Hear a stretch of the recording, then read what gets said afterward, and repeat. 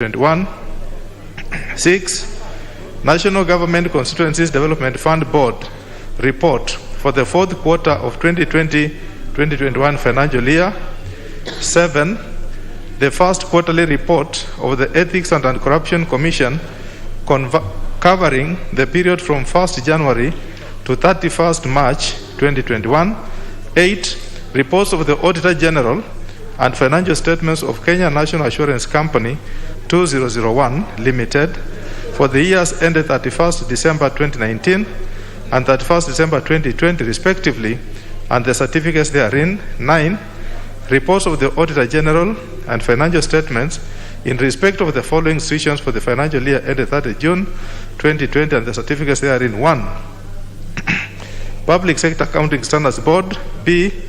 State Corporations Appeal Tribunal. C. Islamic Development Bank IDB Capital Limited. D. Financial Reporting Center. E. Kenya Deposit Insurance Corporation. J. Jubilee Party. G. Kenya Accountants and Secretaries National Examinations Board. H. Unclaimed Financial Assets Authority. I. Kenya Ferry Services Limited. J. National Oil Corporation of Kenya Limited. And K. Unclaimed Assets Trust Fund. Thank you, Honorable Speaker. Very well. So then we go to the next order.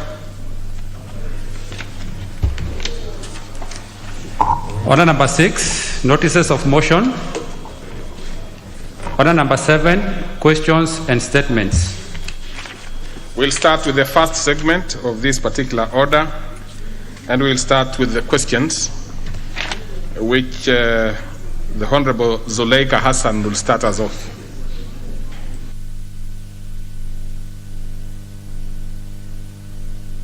Honorable Zuleika Hassan. The Honorable Edith Nyenze.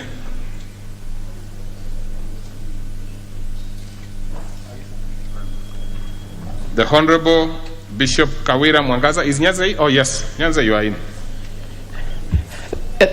Thank you, Speaker. I stand to ask question number 237 of 2021, and this is to the Cabinet Secretary for Labor and Social Protection. Question number 1.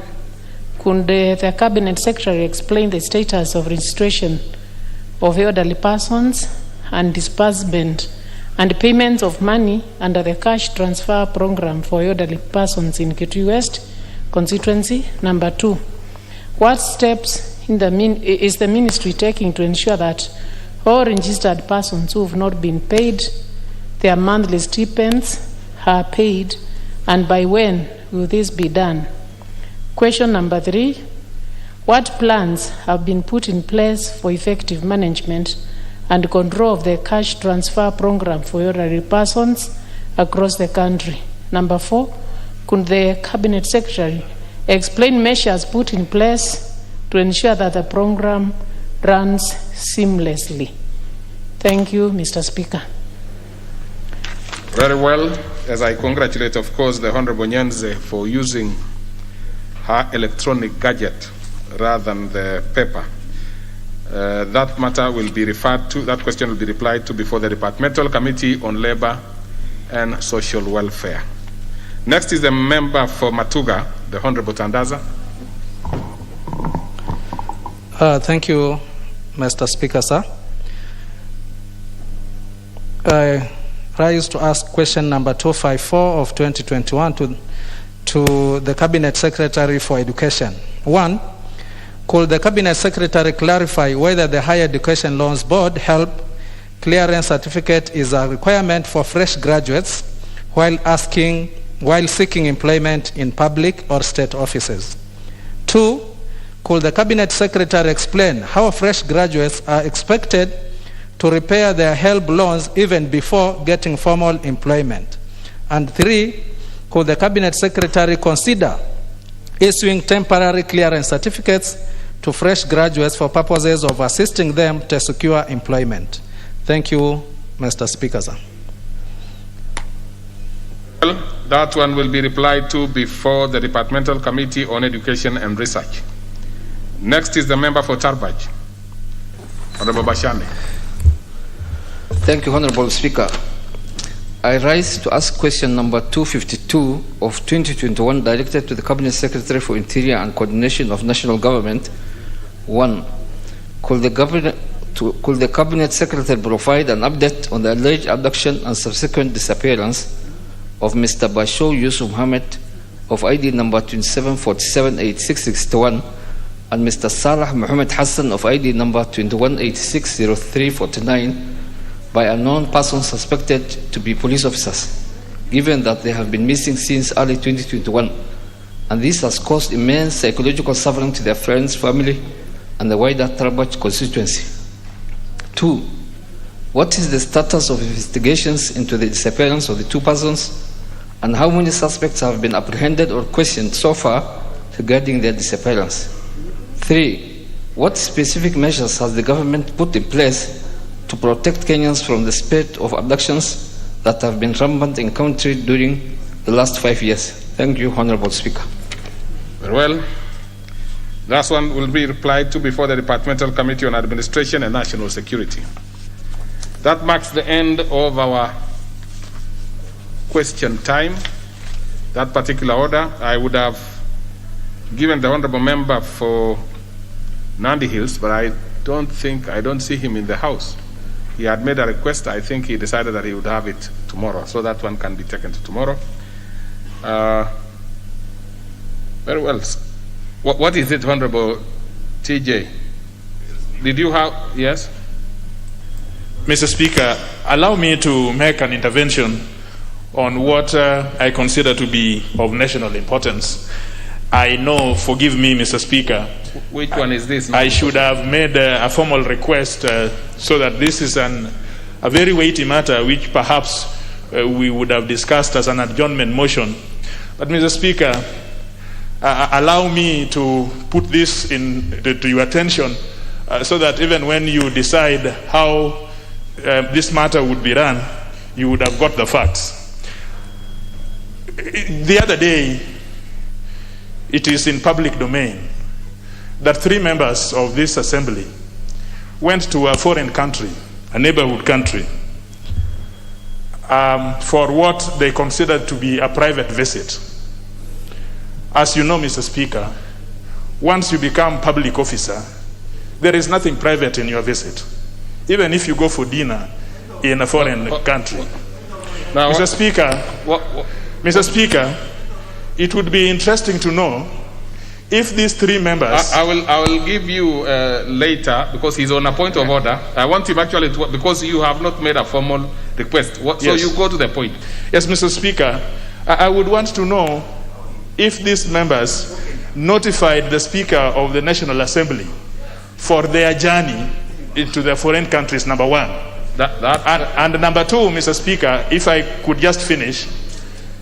Number 2, Mr. Speaker, I would want to know the role that was played by the protocol staff of the Deputy President, because, Mr. Speaker, as you know, the Deputy President is a constitutional office in this country.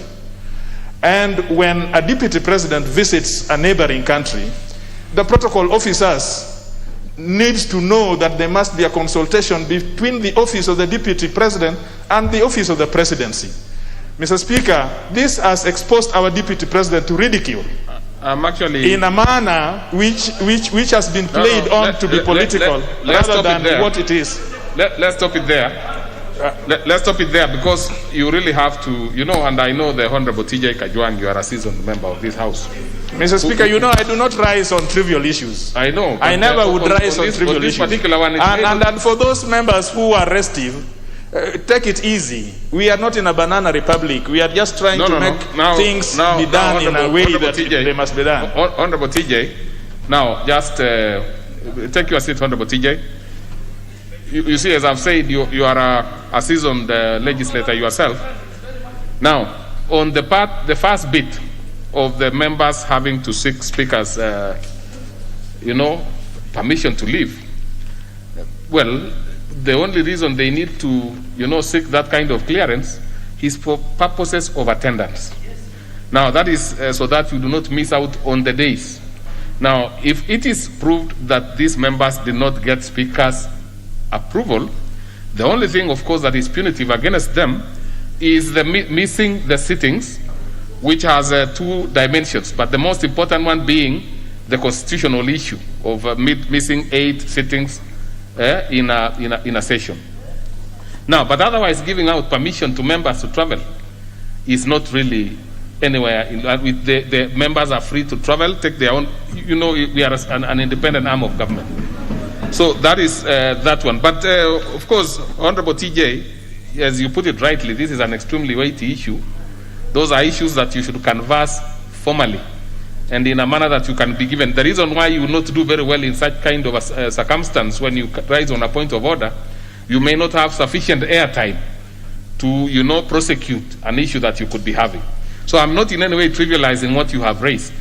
But what I'm saying is that it has come, not in the right manner. But of course, in any case, you've been heard anyway.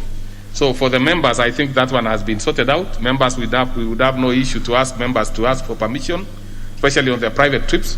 And for the official ones, on the official trips, of course, the Speaker ordinarily, because he's the one who gives permission for those trips to materialize, is deemed properly, having signed, to have given members permission.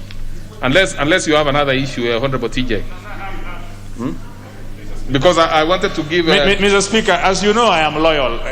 Members, the restive members should not take this as an opportunity to, to speak to the public. I'm just raising weighty issues which are constitutional. Mr. Speaker, may I get your direction that this issue, especially the constitutional issue of a deputy president being exposed to ridicule, is a weighty issue that, Mr. Speaker, I can have it. I can have a written.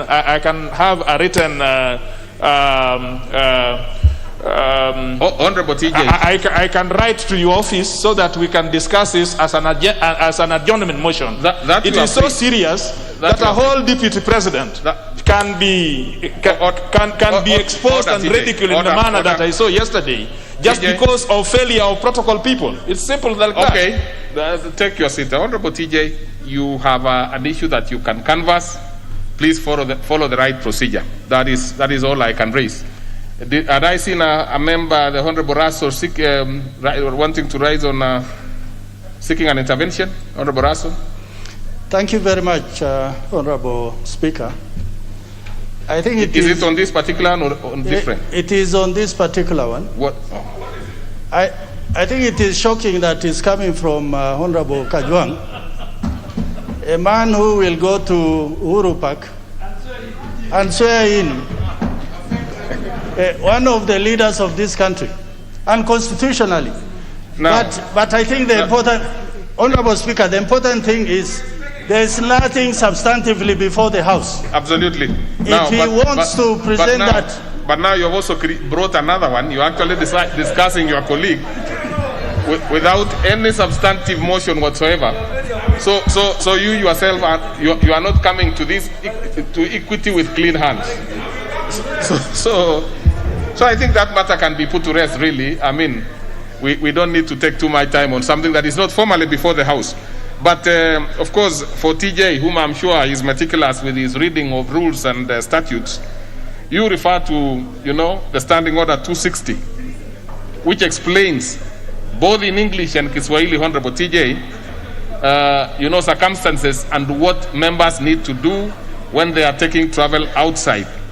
Written notice for those who want to travel, if indeed they do not want to have the penalty of missing out a day. So that is, of course, Standing Order 261. You could also read the second bit of it, too. That will be very clear. Then you will realize that members probably don't need to have, they don't need to report to anybody other than, of course, notifying the Speaker for the purpose which I have indicated. So we can move to the next order. Or is Keter prepared? I don't think so. So let's proceed to the next order. Let's.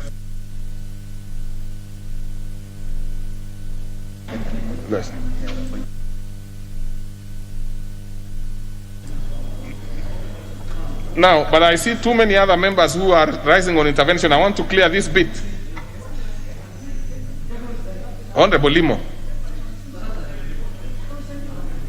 They remove the, okay. What is it, Honorable Limo? Yeah, Mr. Is it on the Speaker. same thing? I hope it's not on the same. Mr. Speaker, you know, it was also shocking for me, for Honorable Kajwang to speak things which are not supposed to be done by ranking members. Because it must be very clear that the Constitution is clear and he cannot pretend to be talking on behalf of the Deputy President. That is ridicule and we cannot allow that. Okay, you have gone on record. I didn't get you quite well, but you have said what you had to say. So, actually, I really did not want to open up this because I can see members wanting to. Okay, just to clear with the ladies, let's see the Honorable Ongera. It's not procedural. Ongera.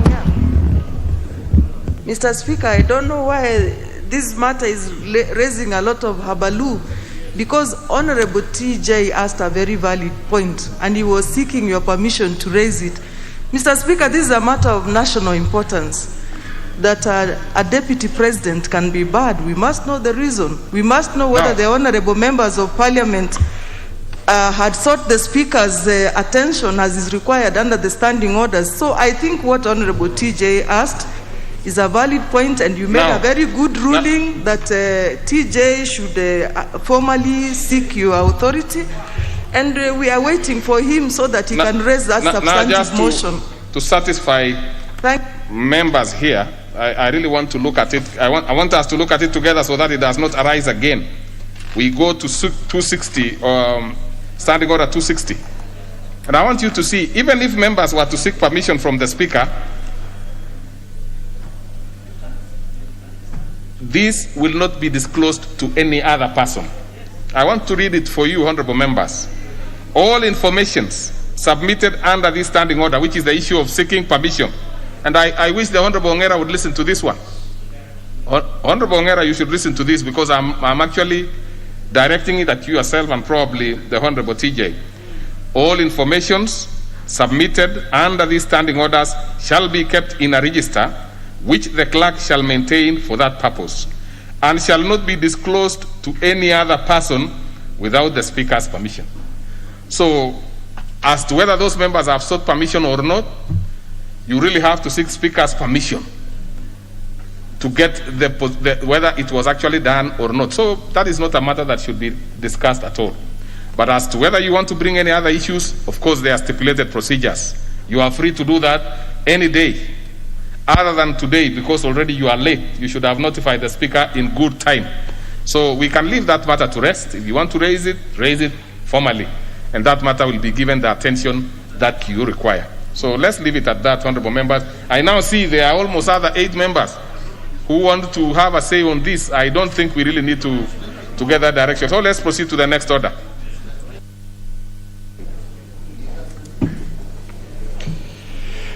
Order number 8, the Foreign Service Bill, National Assembly Bill number 8 of 2021, question to be put.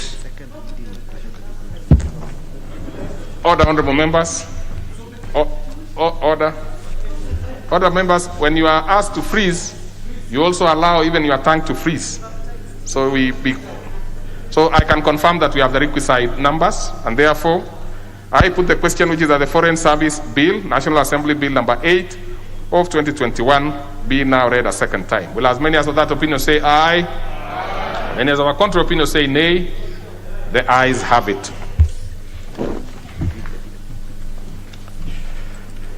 A bill for an act of parliament to provide for the establishment, management, administration, accountability, and functioning of a professional foreign service of the Republic of Kenya and for connected purposes.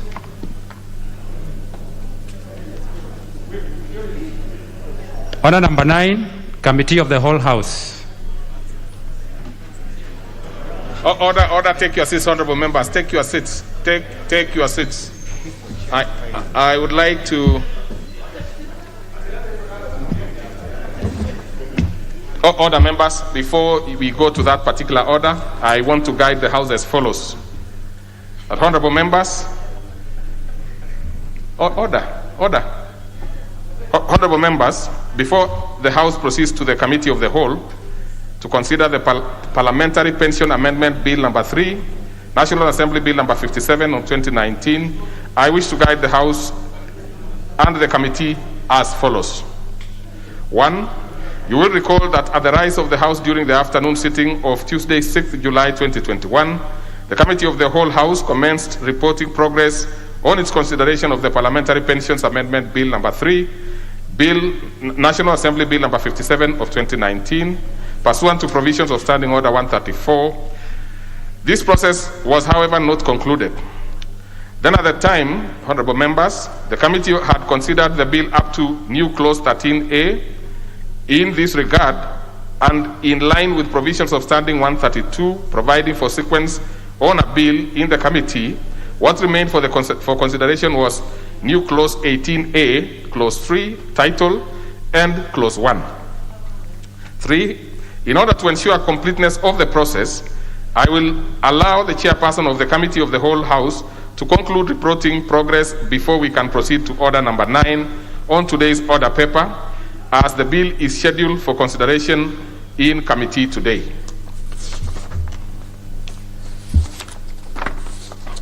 Honorable members, the fourth issue here is that, as indicated in the notice paper, the member for Homa Bay Town, the Honorable Peter Kaluma, has indicated intentions to move a recommittal of new clause 13A. And further, member for Kandui, the Honorable Afula Wamunyinyi, proposes amendment to clause 8 and clause 9. Honorable members, as this part has already been concluded, the two members will have to seek recommittal of the stated clauses in line with Standing Orders 136A if they still desire to move their amendments at the Committee of the Whole House. However, I do hope that they had time to appear before the Departmental Committee on Finance and National Planning during the short recess for purposes of consideration of their proposed amendments as indeed ordered by the Speaker. I thank you, honorable members.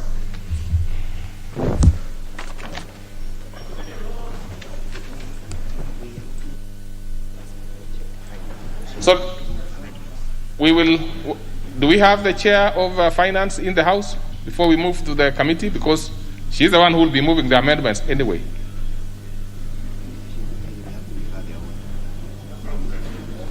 Order members. So therefore, in absence of the chair finance, and I'm not so sure if there is any brief by, I don't think there is any, so this matter will be adjourned. We cannot do it today because she's absent. So we will adjourn it probably to tomorrow.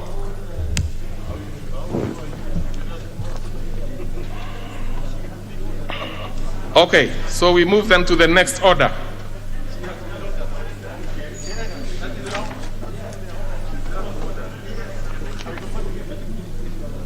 Let's proceed, honorable members, to the next order.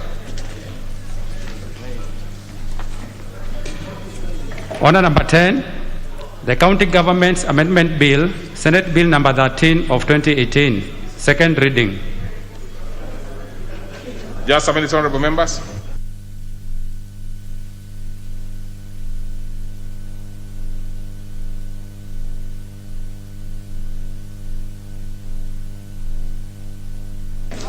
Okay, honorable members, of course we are resuming debate on this particular one.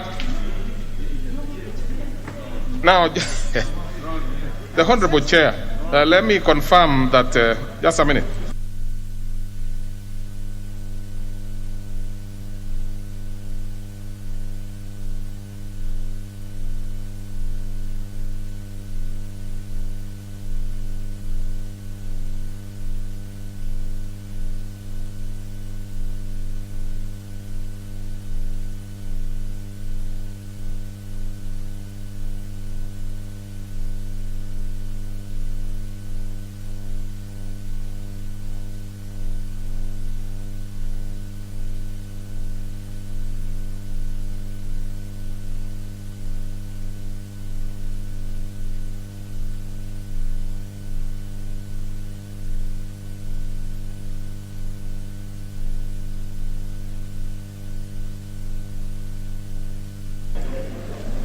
Honorable members, of course, the Chair of Finance has appeared, and but unfortunately we had scheduled this matter to be worked on tomorrow, so we will proceed. And as I've said, we are resuming debate, which was interrupted on Wednesday, 7th July 2021. And at that point, the Honorable Nangabo had finished contributing. So we will get any other member who wants to speak. And honorable members, I would not be in a position to quickly know who spoke last time. So if I gave you an opportunity and you know you spoke, please indicate. The Honorable Sankok, had you spoken on this? You seem not to be interested anyway. The Honorable Bayaya.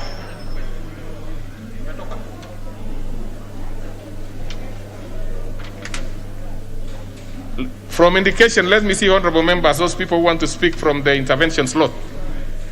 Because then otherwise I would consider that probably the members had exhausted their wish to contribute. Honorable Nyikal, proceed. Thank you, Mr. Speaker, for giving me this opportunity to contribute to this bill. Mr. Speaker, the County Government Amendment Bill is an important bill. And I must appreciate the work that the Senate has done in bringing this bill to us. Mr. Speaker, it addresses the issue of human resource at the county level. And Mr. Speaker, this is a big problem and it's actually part and parcel of our problem and of the process of devolution. And human resource, Mr. Speaker, indicates this very clearly, that we have to look at the processes that we have put in place at the county level. Mr. Speaker, the human resource at county level has several problems. One is numbers. The county governments actually inherited human resource from three sources. One, they inherited some of the national government staff that were at that level. Two, Mr. Speaker, they inherited the local authority staff that were at that level. And three, Mr. Speaker, they also have employed, and the employment at the county level has actually been influenced so much by the politics of patronage that's arising from our electoral process, to the extent that there are huge numbers at the counties. And we all know that a lot of the funds that go to the counties end up actually as recurrent expenditure because of this. Moreover, Mr. Speaker, the systems are complex and need to be built over time, which has not taken place. And Mr. Speaker, for this reason, you are always seeing problems of trade union aspects, people going on strike, people abandoning work, and this has been best exemplified by the health human resource.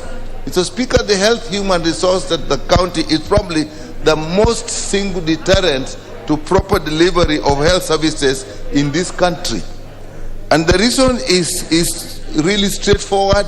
It is complex. You have many cadres in the health sector, and all of them are hinged on national structures that are actually supported by law.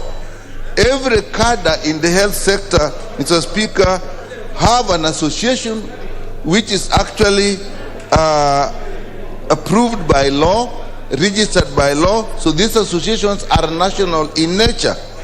Every cadre has a regulatory authority which is also based on law.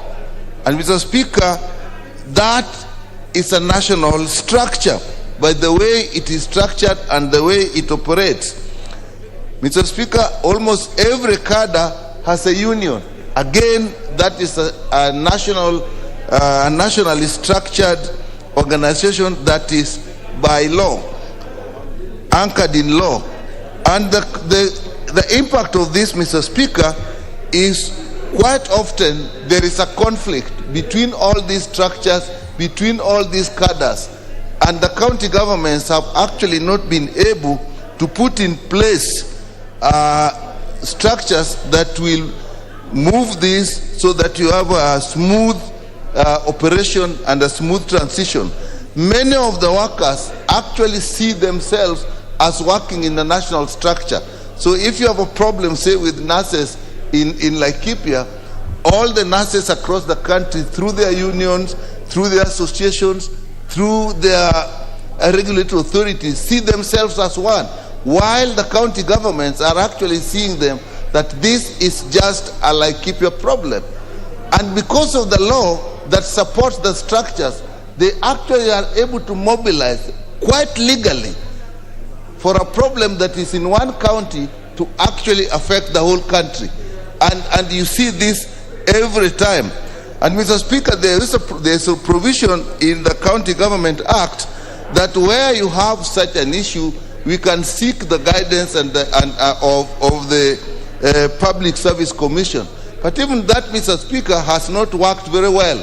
We have the example, as I said, when the health workers in Laikipia, the health workers in Kirinyaga actually went on strike. They went to court and they sought the appeal to the Public Service Commission, which actually ruled in their favor. Now, both county governments flatly refused to go by the guidance that was given. So you ask ourselves, why do we have laws that we ourselves do not actually obey? And the result has been the chaos that we have seen in the health sector.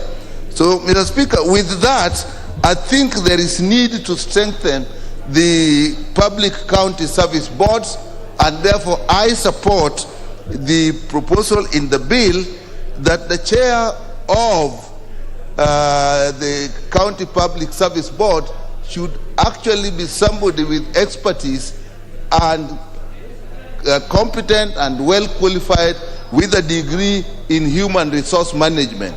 Of all the amendments that are proposed, Mr. Speaker, I think this is extremely important, because I think with that experience and even the other board members, the requirements that have been put in place, I think it will be possible for the county service boards to then be able to navigate the complexities of a human resource at the county level in relation to structures that still control the human resource, which are nationally based and which are actually supported by law.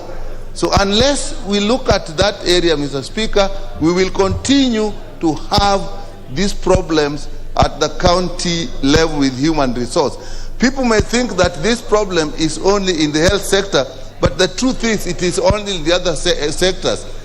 It's just because there's not much noise that goes on if people in the other sectors are not working properly. So with that, Mr. Speaker, I support the bill that we make sure that the chair of the board is properly qualified, has appropriate training and appropriate experience in human resource management. So, Mr. Speaker, I support. Okay, so honorable members, I see quite a number of, I know Honorable Sankok had spoken. I have indicated that Honorable Bayaya seems not to be in the House. So the Honorable Sosion, you want to speak to this one? Honorable Majimbo Kalasinga?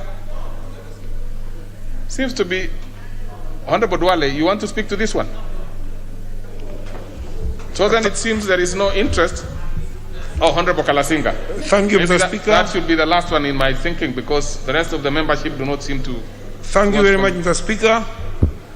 I also support this because, Mr. Speaker, experience in what one is working is a serious advantage, Mr. Speaker, to even the worker himself. We believe that what is outlined, Mr. Speaker, in this brings to speed the efficiency of the Human Resource Department of County, Mr. Speaker. So today, I stand strong to support this, because we have had some issues in how even counties are run, Mr. Speaker, simply because for lack of knowledge. That's why the chairman, Mr. Speaker, should be one well-versed with an experience and degree in the same discipline, Mr. Speaker. This will bring out the best service of this department, Mr. Speaker. I thank you, Mr. Speaker, and I support this. Honorable Oundo,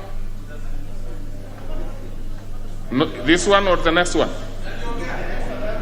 You already spoke on this, so I think, honorable members, we cannot, we will call the mover to reply.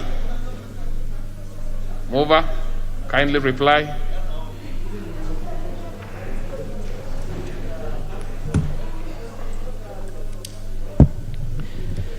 Thank you, Honorable Speaker. And Honorable Speaker, let me from the onset thank all members who have contributed to this very important motion on the bill, amendment of county government's bill. Honorable Speaker, to also mention that when you look at the amendment that is coming, it seeks to leave out the qualifications of a vice chairperson. While we know very well that in the absence of the chairperson, then the vice chairperson will perform the duties of the chairperson.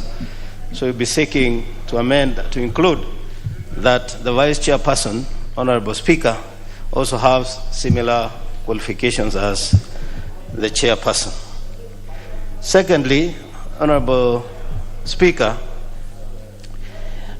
is the issue of the provisions of Public Service Commission in regard to the Public Service Commission Act, which provides that the qualifications of a chair, and if you look at the crafting of the County Governments Act in terms of the human resource, it has borrowed heavily from Public Service Act, except where now it diverges from the provisions of qualifications for the chairperson, in which in the PSC Act provides that that must be a citizen of Kenya and holds a degree from university recognized in Kenya, as well as 10 years experience in their respective profession. Honorable Speaker, if then we are saying that we must deviate substantively from Public Service Commission, Honorable Speaker, then it means we are also going contra the provisions of the County Government Act. So we shall be seeking also to amend this clause so that we have the chairperson as a person who has a university degree. Honorable Speaker, there are only those two main issues. The rest of it, as alluded to by members, is that we are streamlining and we are making sure that the human resource performs in accordance with the requirements of their job description, and that that will translate into better output for the county government. Honorable Speaker, with those few remarks, I beg to reply. Let's see if we have numbers. So, okay. Other members? We have the required numbers. Therefore, I put the question, which is that the County Government Amendment Bill, Senate Bill number 13 of 2018, be now read a second time. Will as many as of that opinion say aye? Aye. Many as of our contrary opinion say nay? The ayes have it.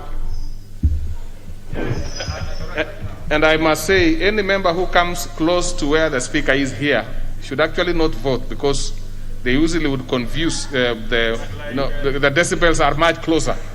So I would think that they are more than one person, you know. So let's proceed to the next order. A bill for an act of parliament to amend the County Governments Act to provide for additional qualifications of the chairperson of a county public service board and for connected purposes. Order number 11, the Waqf Bill, National Assembly Bill number 73 of 2019, second reading. Now, who is the mover of this particular one?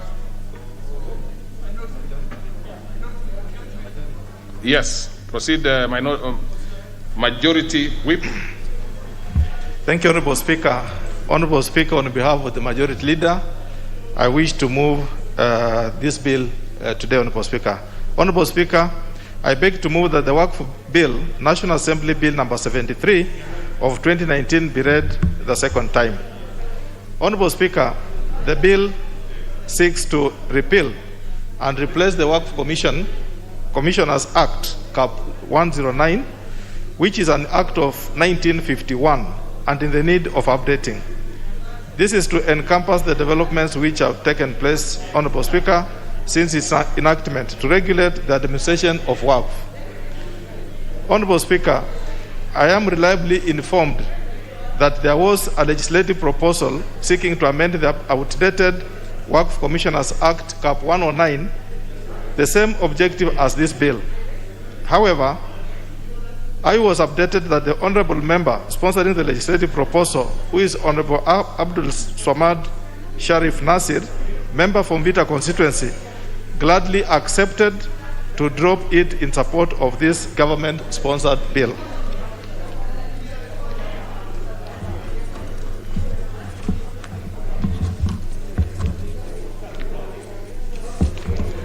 Honorable Speaker, Waqfs form a part of the historical and cultural realities of the Islamic faith, whereby Muslim faithful give their property to be administered by the commissioners for the benefit of the faith. Honorable Speaker, I'm given understand that due to the passage of time, that is 1951, when current law was passed, the current law is incapable of serving its use as well, since it was developed based on the policies obtaining during the colonial era, when Islam was largely prevalent in the Coast Province, and categorized Muslim adherents based on race, therefore characteristically out of date. Honorable Speaker, a case example of Section 1 of the Waqf Commissioners Act, Cap 109, empowers the ministers to give direction as to which areas of their country the Act should apply. Under Legal Notice Number 164 of 1964, the Act was applied to the Coast Province. Honorable Speaker, the faith has since spread to the rest of the country, and therefore it's necessary to have changes to reflect that fact in the law. Honorable Speaker, just to expand on it briefly, is to look at the faith by then, Honorable Speaker, was just only but based in Mombasa. But Honorable Speaker, today, if you come to my own constituency, I have almost every village with a mosque. Islamic is as good as Christianity in my constituency, and the entire county of Kakamega is full of Islam, Honorable Speaker. Honorable Speaker, this bill emanated from the work of a task force established in 2016 by the Attorney General following a petition for review of the law by Muslim faithful. The task force comprised Muslim scholars and practitioners and representatives of the offices of the Attorney General and the Chief Qadi. Honorable Speaker, the salient features of the bill are captured in Clause 3, which provides for the application of the bill to the making and administration of Waqfs in respect of all areas of Kenya. And indeed, Honorable Speaker, the bill is exclusive. The clause is exclusive and is really showing that it's covering the entire country, Kenya. And in Clause 4, which provides for the criteria for the validity of Waqf that is made in accordance with the provisions of the bill. Honorable Speaker, the provision of Clause 4, particularly A, it is made in accordance with the Islamic law. The Clause 4, Honorable Speaker, defines how valid the Waqf that's going to be in this bill is going to apply. 1, made in accordance with Islamic law. B, the ultimate benefit of the Waqf is expressly, or if permitted by the personal practice of the Waqfis, implied, reserved for the poor or for any purposes recognized under Islamic law as a purpose of a permanent character. Therefore, Honorable Speaker, the bill also provides for the establishment of the Waqf Commission and its composition as a body, corporate, and the appointment, functions, and remunerations of the members of the Commission.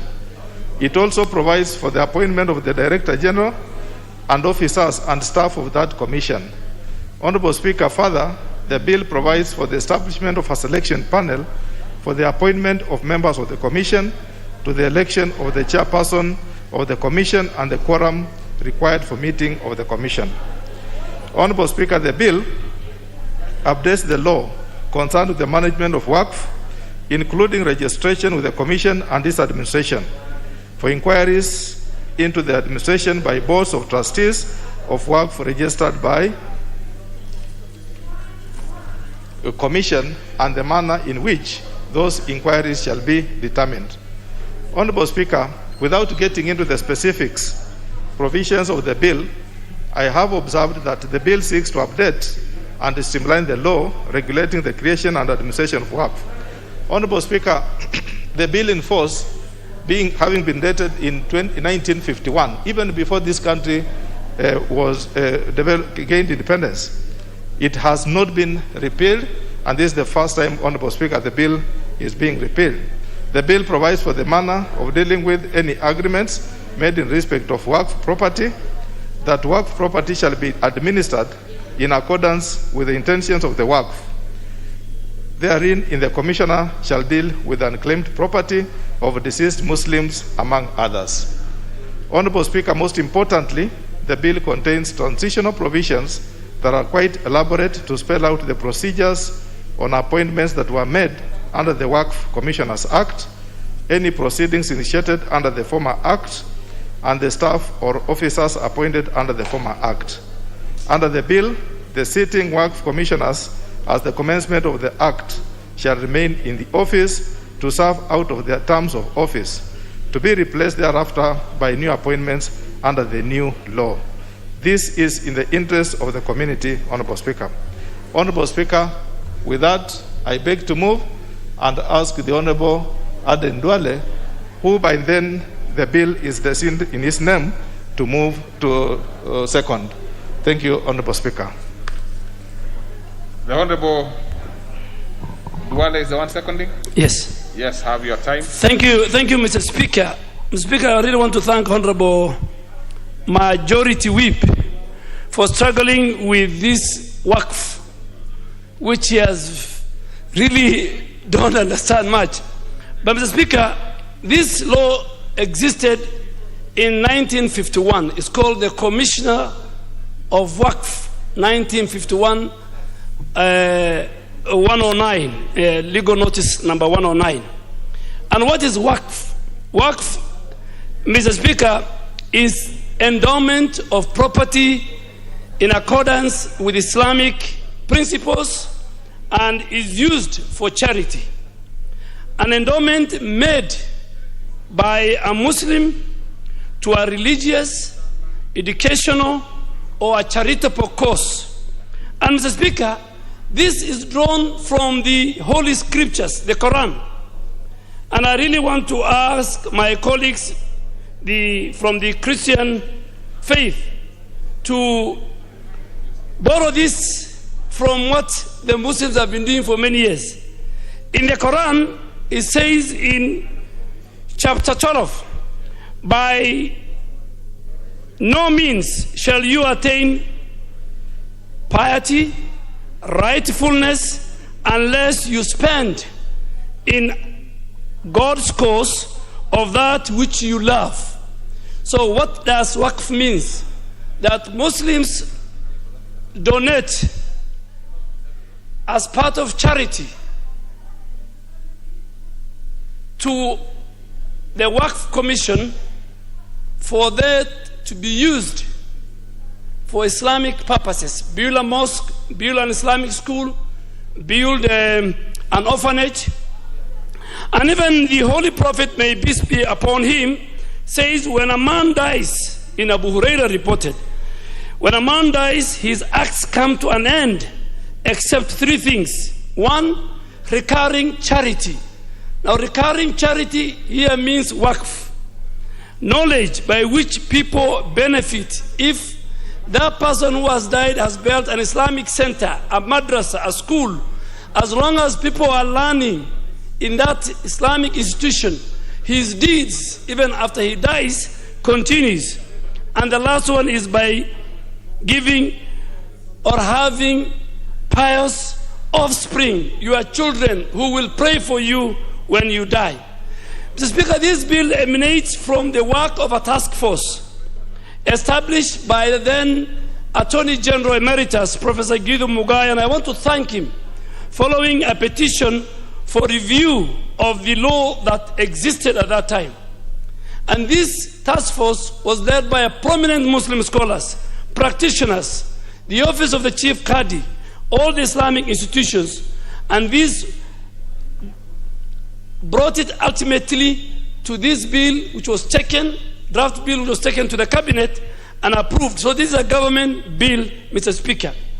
Mr. Speaker, Waqf is a historical and a cultural phenomena of religious significance, particularly of the Islamic faith. It's a charitable endowment under Islamic law. It involves donating a building, a plot of land, or other assets for Muslim religious or for a charitable purpose, with no intention or reclaiming those assets. Once you donate, you can't reclaim it back. Mr. Speaker, the person who constitutes Waqf or who gives his property is called the founder of Waqf. And Waqif, so that people understand, Waqif is a person who administers. And in this sense, even that person who administers this endowment fund, religious endowment fund, must be a person who is competent and at all times dedicated in managing the property and of a high Islamic standard.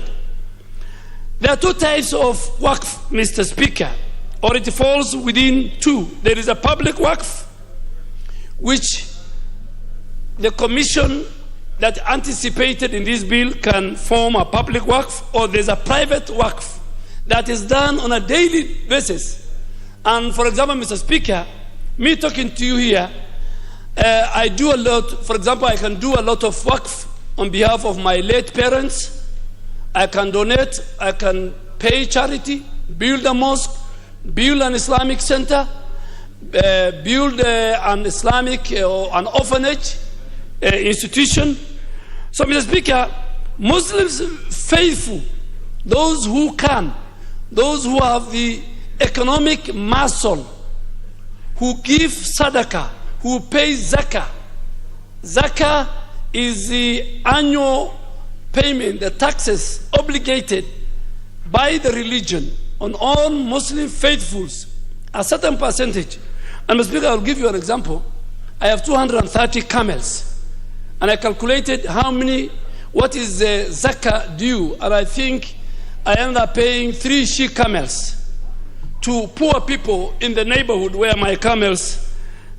So this is Islamic cultural religious traditions anchored in the Holy Quran and anchored in the teachings of the Holy Prophet, may peace be upon him. So, Mr. Speaker, Muslim faithful, those who can and who are able, give their property to be administered by commissioners of Waqf for the benefit of the Muslim faithful who are indeed require support. So this is a colonial era law, 1954. And now we are trying to change it because at that time, the Muslim population was within the coastal strip. Those who did history, Said Bargash, Said, those who did history, that is the time of the coastal strip. Now the Muslims are everywhere. They're in Western, they're in Nyanza, they're in Rift Valley. And this endowment fund must now cover the whole country. That's why we're saying even the representative must come from the 8 former provinces, those who will sit. Speaker, what are the conditions for Waqf? Number one, there must be a permanent dedication. It's something based on the faith, based and drawn from the religion. It's something that must have a permanent dedication on the person who is donating. 2, there must be competence on the part of the person giving. The Speaker, in Islam, when you pass on, the law of inheritance comes in.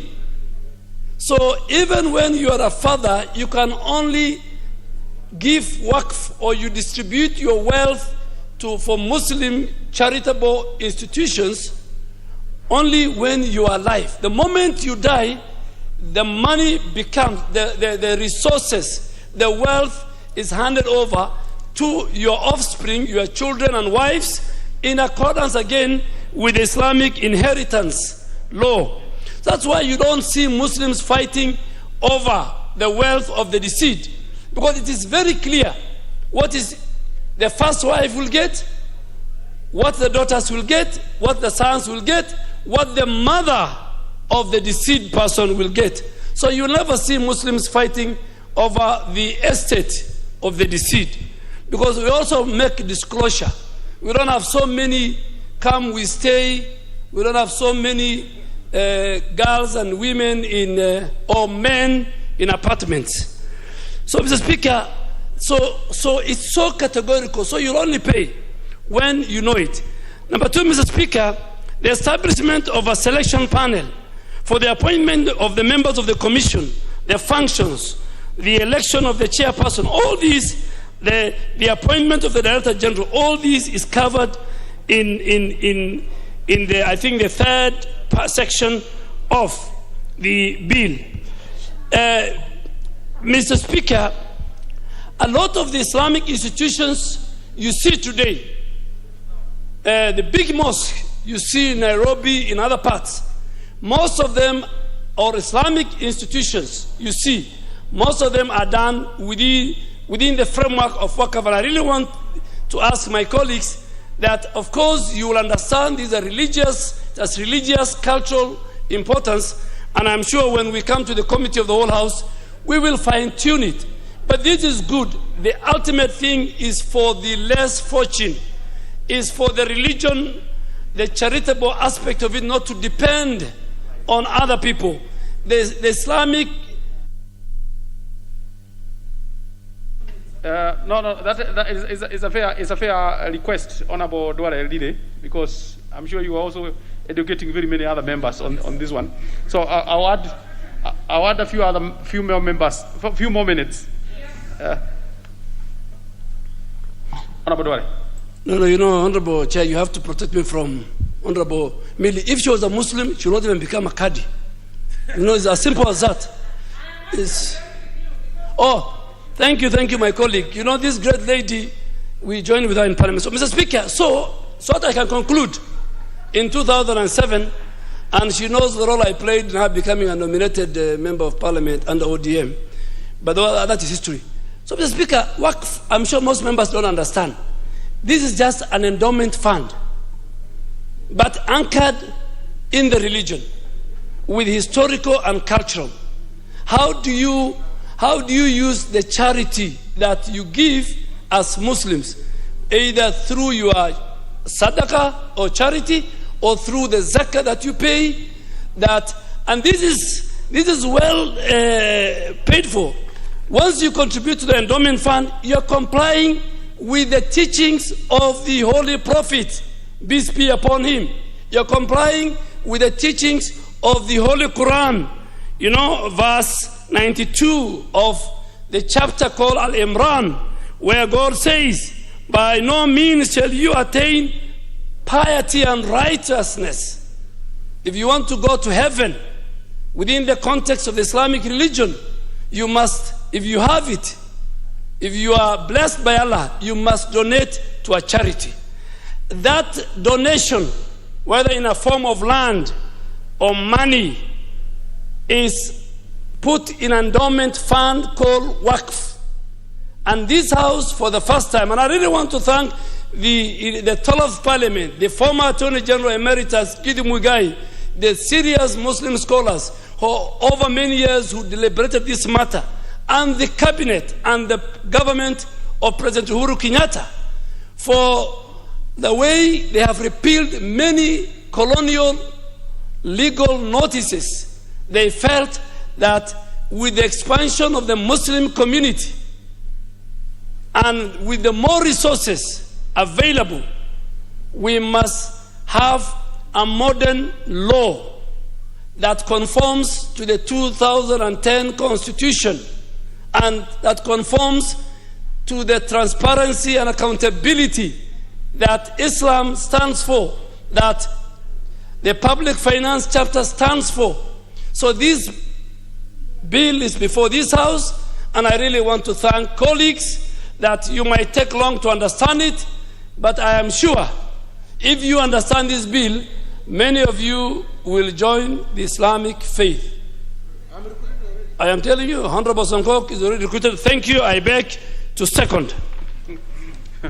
Well, Honorable Boko, it is, sorry, Honorable members, I need to propose, it is proposed, Honorable members, I will propose a question that the Waqf Bill, National Assembly Bill number 73 of 2019 be now read a second time. Honorable Boko, member for Likoni.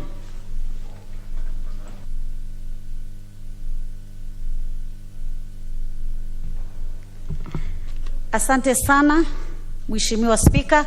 Kwanza kabisa nataka kutoa shukrani zangu za dhati kwa Mheshimiwa Adan Duale ambaye wakati alipokuwa majority leader aliweza kuleta sheria hii, na pia niweze kutoa shukrani kwa kiongozi Mheshimiwa Wangwe kwa sababu yeye ndio ameweza kusoma mswada huu ambao ni mswada wa Waqf Commission.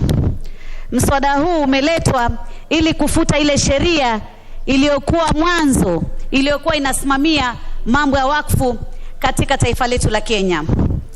Na sheria ile iliyokuwa mwanzo ni sheria ambayo ilikuwa imeacha mikakati mingi sana ya kuweza kuongoza kutumika kwa wakfu ama zile rasilimali ambazo zinasaidia katika jambo kama hili. Wakfu tunaweza kusema ni rasilimali ama mali ambayo mtu ama watu ama mashirika wanaweza kutoa na kukidhia mali kama hizi kwa haja za kidini ya Kiislamu. Na wakfu huwa katika mikakati ya sheria za mirathi na sheria za sadaka katika mujibu wa dini ya Kiislamu. Mara nyingi sana kumekuwa na shida nyingi sana katika rasilimali hizi ambazo zimetolewa kwa mambo ya wakfu. Kama kule kwetu Mombasa kuna majengo ambayo kuna watu ambao walitoa kwa nia ya kwamba isaidie katika misingi ya dini ya Kiislamu. Kama alivyosema Mheshimiwa Duale, pengine mtu amesema nyumba yangu hii, ile renti ambayo itatoka hapa isaidie kulipa makadhi ama isaidie kulipa wale maustadhi ambao wanafundisha madrasa tofauti tofauti katika sehemu fulani.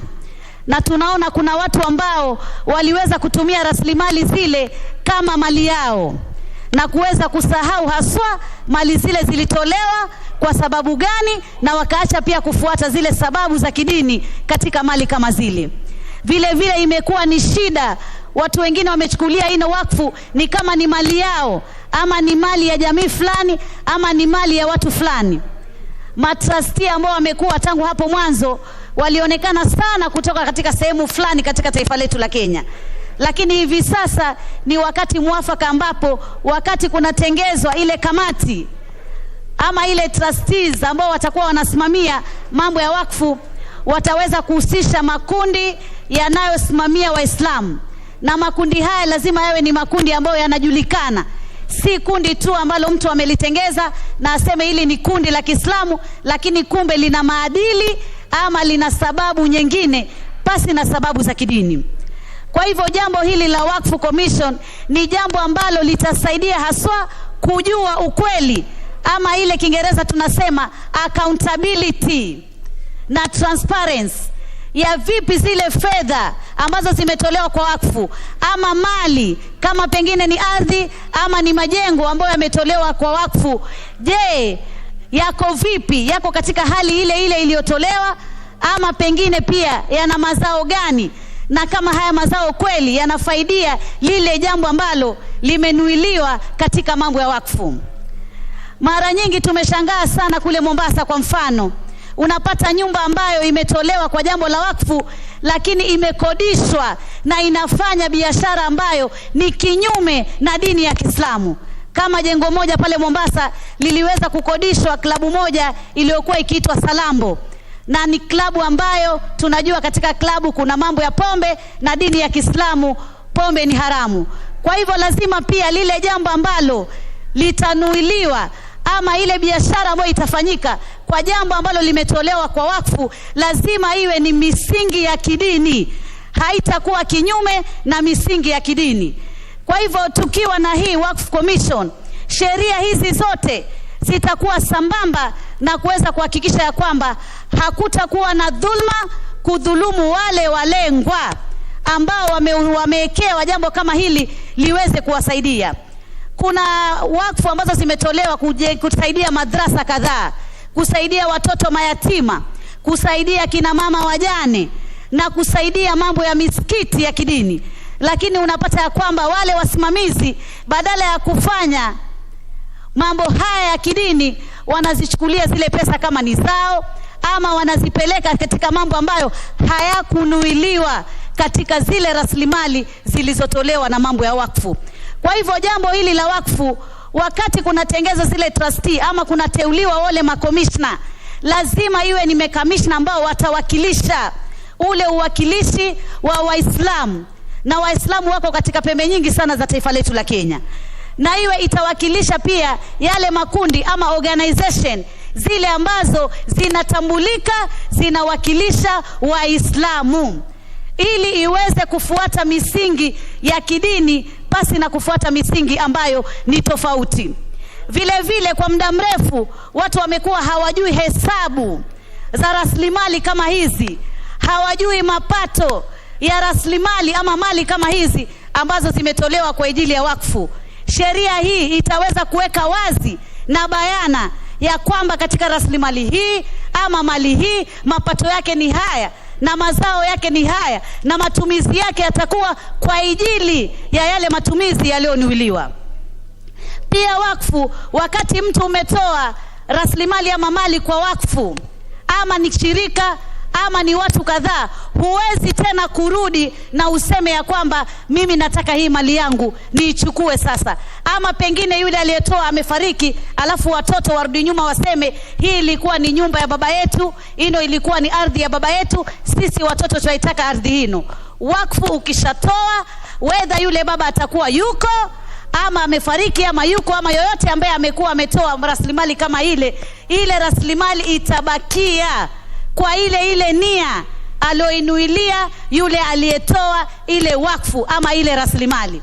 Kwa hivyo sheria kama hii itapunguza mambo kama hayo ambao tumeyaona yakileta shida sana. Kuna wakati hata unaona watu wanasukumana ya kwamba hii haikutolewa kwa wakfu, mwingine anasema lakini mwenyewe alitoa kwa wakfu kwa muda uno, ama ilikuwa vipi. Lazima ijulikane kabisa ya kwamba rasilimali hii imetolewa kwa wakfu, na kwa wakfu ni kwa maisha yote, kama yule aliyetoa yuko, kama hayuko, lakini wasimamizi lazima wafuatilie lile lengo na madhumuni kulingana na mjibu wa kidini ya Kiislamu. Na jambo kama hili halikuanza leo. Mheshimiwa Duale hapa amesema lilianza kitambo sana. Ni jambo ambalo linaambatana na dini yetu ya Kiislamu katika sheria za mirathi, katika sheria zetu za sadaka. Ni kama tunazungumzia sadaka ya kuendelea. Kwa lugha ile ya Kiarabu tunasema sadaka tujaria, jambo ambalo litaendelea mpaka basi pale kutakapokuwa na mwisho wa ulimwengu ama mwisho wa dunia. Kwa hivyo Mr. Speaker, nataka niseme ya kwamba sheria hii ni sheria muhimu sana, na ni sheria ambayo itasaidia watu maskini ambao wamewekewa malengo haya ya wakfu, wajane, watoto ambao ni mayatima sana. Hizo wakfu zinatolewa kwa njia kama hizo ili waweze kufanikisha yale malengo yao ambayo yamenuiliwa katika rasilimali kama hizi. Na pia katika wakfu kama hii kuna watu wengi sana upenda sana kutoa wakfu, lakini kwa sababu kulikuwa hakuna sheria madhubuti ya kuweza kusimamia rasilimali kama hizi, watu wengine huwa wanaogopa, pengine wanafanya tu polepole kibinafsi, na wanaona pengine mambo hayatakuwa sawa. Lakini kwa sababu ya sheria hii tutakapoipitisha, kila mmoja atakuwa na ile ari ama na ile nia ya kuweza kutoa, kama ni kwa njia ya fedha, kama ni kwa njia ya ardhi, kama ni kwa njia ya majengo, ama kwa njia yoyote ile ambayo unaona inaweza kuwa sadaka ya kuweza kusaidia katika misingi ya kidini na katika mambo ya kidini. Mheshimiwa Spika, naomba wabunge wenzangu, najua kwa sasa wamefahamu Waqf Commission ni nini, waweze kuichangia na waweze kutuunga mkono ili kuwe na mfumo wa kueleweka, kuwe na muundo msingi wa kueleweka wa kuweza kusimamia rasilimali hizi ama mali hizi ambazo Waislamu wamezitoa kwa minajili ya mambo ya kidini ya Kiislamu, mambo ya ibada. Naunga mkono Mheshimiwa Spika, asante sana. Honorable Abdi Yusuf.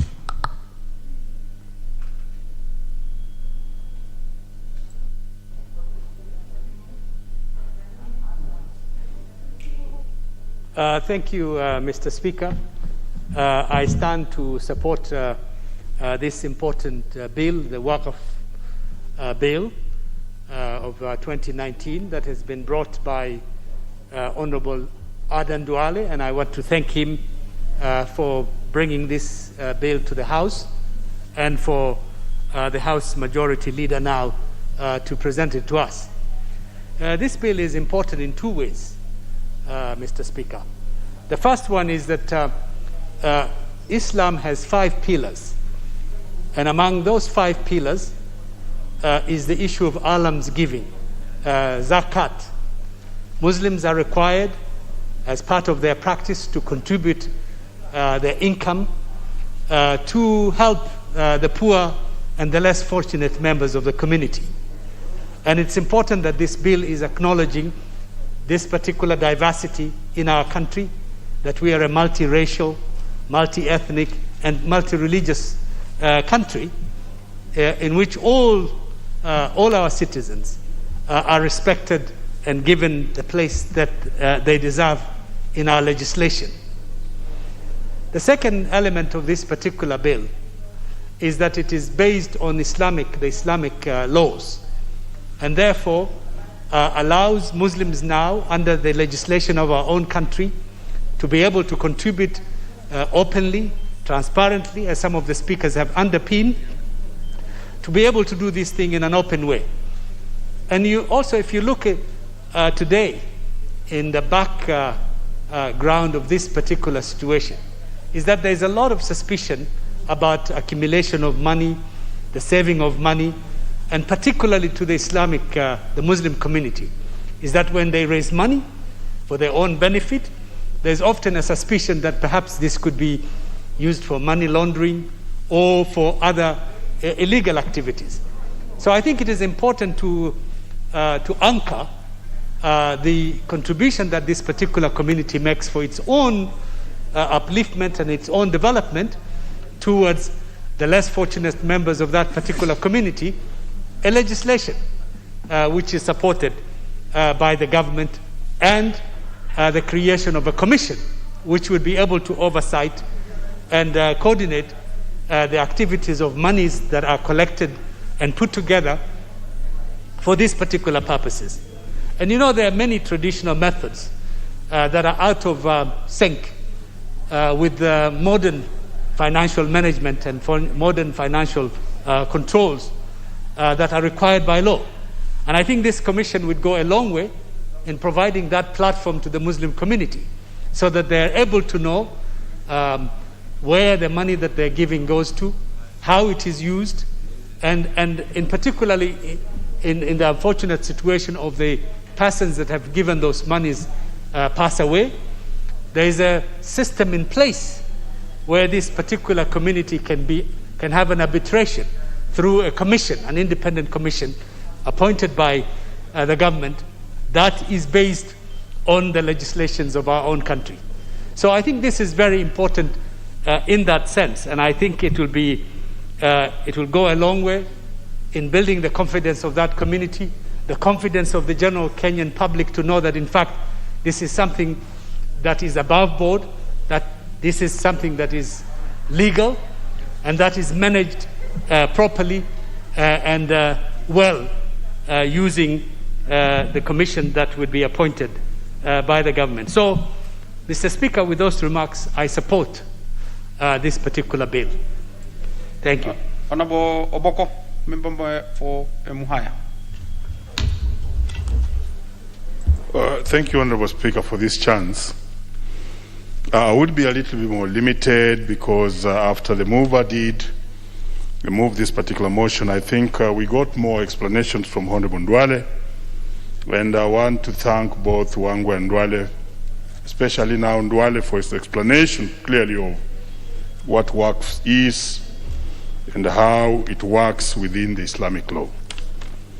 And what I know about, or what I was able to understand about Waqf, is that it's an endowment made by a Muslim to a religious or educational or charitable cause. And that is good, because this will go a long way to actually help and improve, assist, and also excite and incite more people to donate for charitable causes. Also, I did capture from him very well when he struggled with the histories that this law was confined at the coast. Honorable Speaker, I'm fairly an authority in history in government at my own level, and it's true that at independence, when colonization had been done, the Sultan of Zanzibar was left by a strip, what was called the colonial strip. And it was 10 miles wide. And therefore, there were some Islamic laws that were only applicable within the 10-mile strip along the coast, which continued to be administered by the Sultan. And that's why Honorable Ndwale possibly talked about Said Bagash and Said Said alongside other sultans that did govern the coast. It comes out clear, Honorable Speaker, that since then Islam has spread into the interior of what formerly was called the Protectorate, because this was called the East African Protectorate. And therefore, there's need to extend this rule and this law beyond the strip into the interior, where now we have Islam. And I think from that perspective, this is good, because there's Islam everywhere. In Muhaya, where I come from, even just last weekend, we were burying the wife of the DG for Vihiga, and the wife of the DG Vihiga, Bana Saisi, was a Muslim, and we had a local Muslim leadership providing the sermon. I remember veteran Raila was also present in that particular funeral. So I believe that now, even in Vihiga, in Muhaya, and other places in Kenya, would require this law so that such donations are made, and then how are they administered? What is the surety that after such donations have been made, they will go for the purposes that the intenter who donated did for the same, without any other persons now coming in to own them and use them, not in the correct way which they were intended to be used. And therefore, I think the Commission and the spread of the law inside the entire country would not only be good for Muslims, but will also benefit even Christians, because if this donation were to go to schools and the other charitable organizations, then they would benefit the society, where such a benefits may extend not only to Muslims, but extend to all the people within the circumference of that particular society. And therefore, Honorable Speaker, I will not take too long. I know from my historical background that Waqf can be of three types, though I will wait to hear from the owners to challenge. There's private, there's public, and usually there's mixed. But I did not hear them talk about mixed. Thank you, Honorable Speaker, for this chance, and I beg to support. Honorable Sankok. Thank you very much, Honorable Speaker. And Honorable Speaker, I want to congratulate the Majority Whip for moving, and also the owner of the bill, His Excellency Aden Ndwale, who explained in depth on this particular bill of WAF, Honorable Speaker. And today, I know members who we are not Muslims have really learned a lot about the Islamic faith, Honorable Speaker. And I know quite a majority of us from this house, listening to Honorable Ndwale, will be recruited into this very important faith, Honorable Speaker. Honorable Speaker, the Islamic faith have accepted civilization but not westernized. Unlike us Christians, who are not civilized, we are rather more westernized because we have forgotten our cultures and adapted cultures from other regions of the world, Honorable Speaker. But the Muslim and the Islamic faith have maintained all the laws that were there and are still in the Quran, Honorable Speaker. This endowment fund, Honorable Speaker, is a very important fund, and there are so many persons with disabilities who have benefited from this charitable work, Honorable Speaker. Honorable Speaker, this fund, and that is why we need to put it in law, Honorable Speaker, so that it can spread to other parts of this country, Honorable Speaker, have benefited the widows, persons with disabilities, and orphans, Honorable Speaker. Honorable Speaker, we also have such funds in Christian faith, Honorable Speaker. We have funds like Mpanda Mbegu, Fungu la Kumi, Sadaka, Honorable Speaker, but because of lack of a legal framework, Honorable Speaker, we have ended up having this fund in the churches not benefiting charity works, not benefiting widows, not benefiting persons with disabilities or orphans, Honorable Speaker. Instead, it has become a green ground, Honorable Speaker, for the pastors and men in clothes, Honorable Speaker, to feed on, Honorable Speaker. But because this is a legal fund that is controlled by laws and this particular council, Honorable Speaker, it has been able to benefit, and we are learning. And I think even us as Christians, we learn from the Muslim faith, Honorable Speaker, and now we are learning that why in Islamic and within the Muslim communities, there are no divorce, there are no love triangles, there is no this send upkeep money, Honorable Speaker, is because they have accepted to be civilized but still maintain their cultures, Honorable Speaker, and maintain their faith, Honorable Speaker.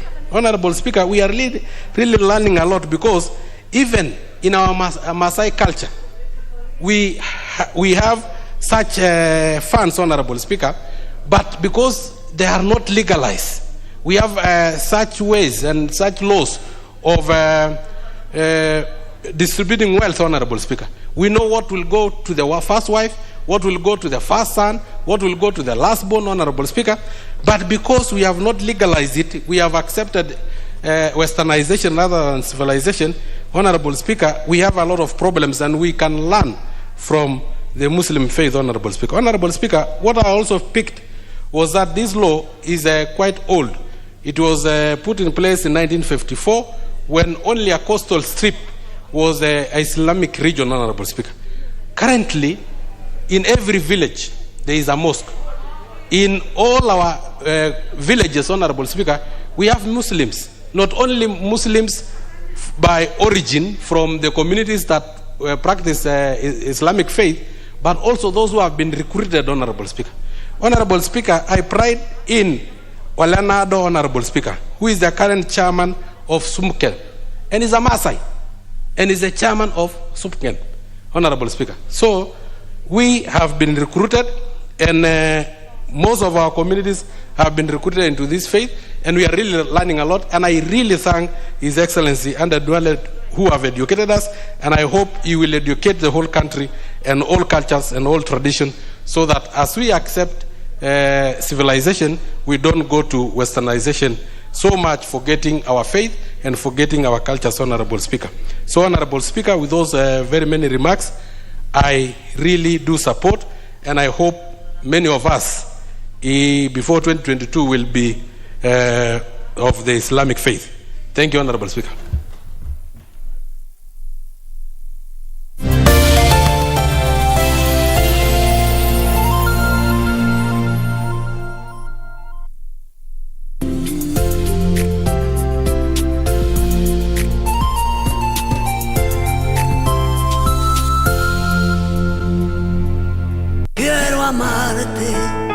De una forma diferente, de otro modo.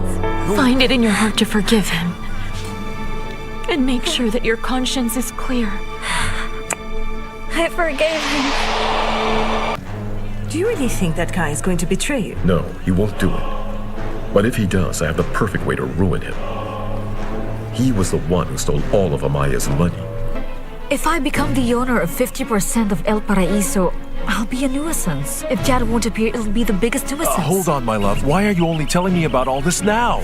No. And I think we must accept it. No, it's not. It's not reasonable. Because Mauro isn't coming back. No! It's not reasonable, Mother.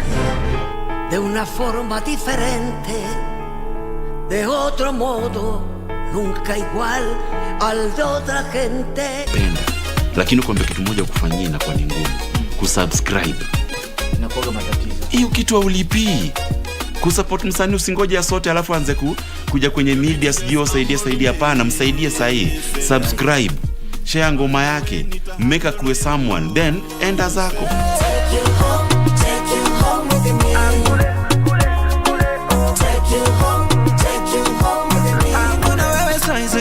Nikipiga simu kwani wewe unanilenga, unapea simu Shami, aniambie sio sahi. Wenjili ulilenga, pepo ulipenda, na vile Yesu ametenda, wewe ukamlenga wili.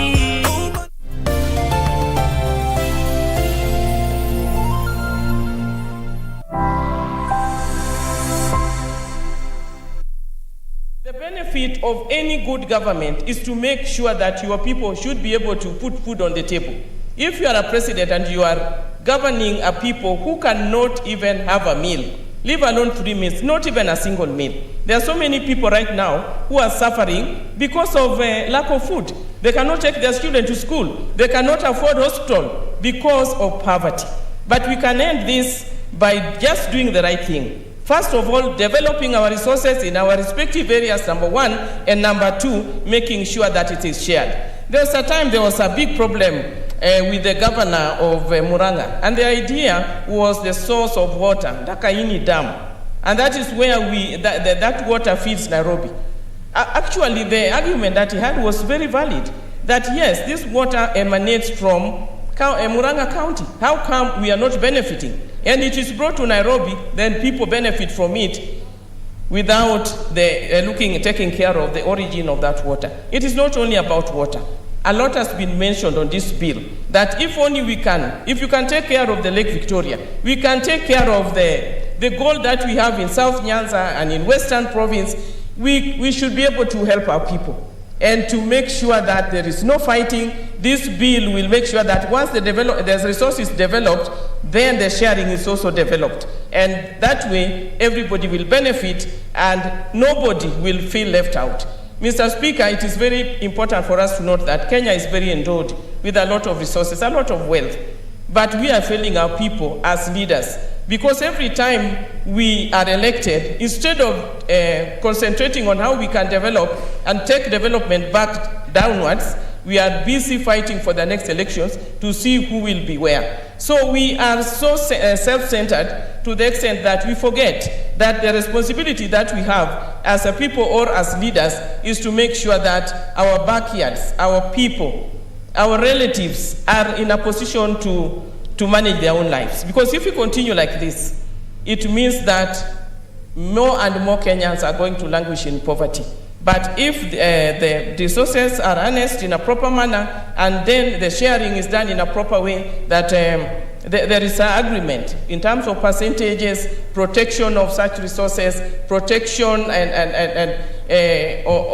all the resources, it will be very good for the good of this country. It will even enhance the tax bracket, because the more resources that we have at the county levels, the more revenue. Even if it is developed by the national government, yes, there is a percentage that will go to the national government, a percentage will go to the county government, and a percentage will also go to the locality where the resource is developed. So to me, it will help, and it will also help the national government. The national government will be left with the bigger things, like maybe developing infrastructure, and maybe taking care of the debt that is perpetually growing. But the small things of developing our people, the schools, the hospitals, the local infrastructure will be taken care of, these resources, if properly developed and properly shared without a problem. It will even bring the understanding amongst communities and wards to sub-counties to counties, then the leaders will see the need of bringing themselves together and develop. Because if we start with one and it does well, so that can be replicated everywhere. So, Mr. Speaker, I want to support this bill and say that it's very timely. This one, it has taken long. And I also believe that the resource development bill will be soon coming to the floor of this House, because if the two are passed and put into action, I think our county governments will be relieved, and we will not be fighting over resources, we will not be fighting over revenue sharing at the national level, the county level, and at whatever level.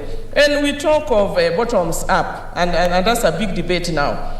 You know, you cannot be talking of a type of concept that nobody understands. You don't tell us where we are going to get the money from, how you are going to distribute it to anybody. So these are some of the things that should be very clear, that anybody selling a concept has to be very clear. Is it going to come from the county government, or is it going to come from a pool somewhere where it is so amorphous that nobody even understands where this original money is coming from? So it is important that as leaders, we give our people direction and we don't mislead our people. I thank you, Mr. Speaker. Senator Halaka Bshiro. Thank you, Mr. Speaker. Mr. Speaker, sir, I rise to support the...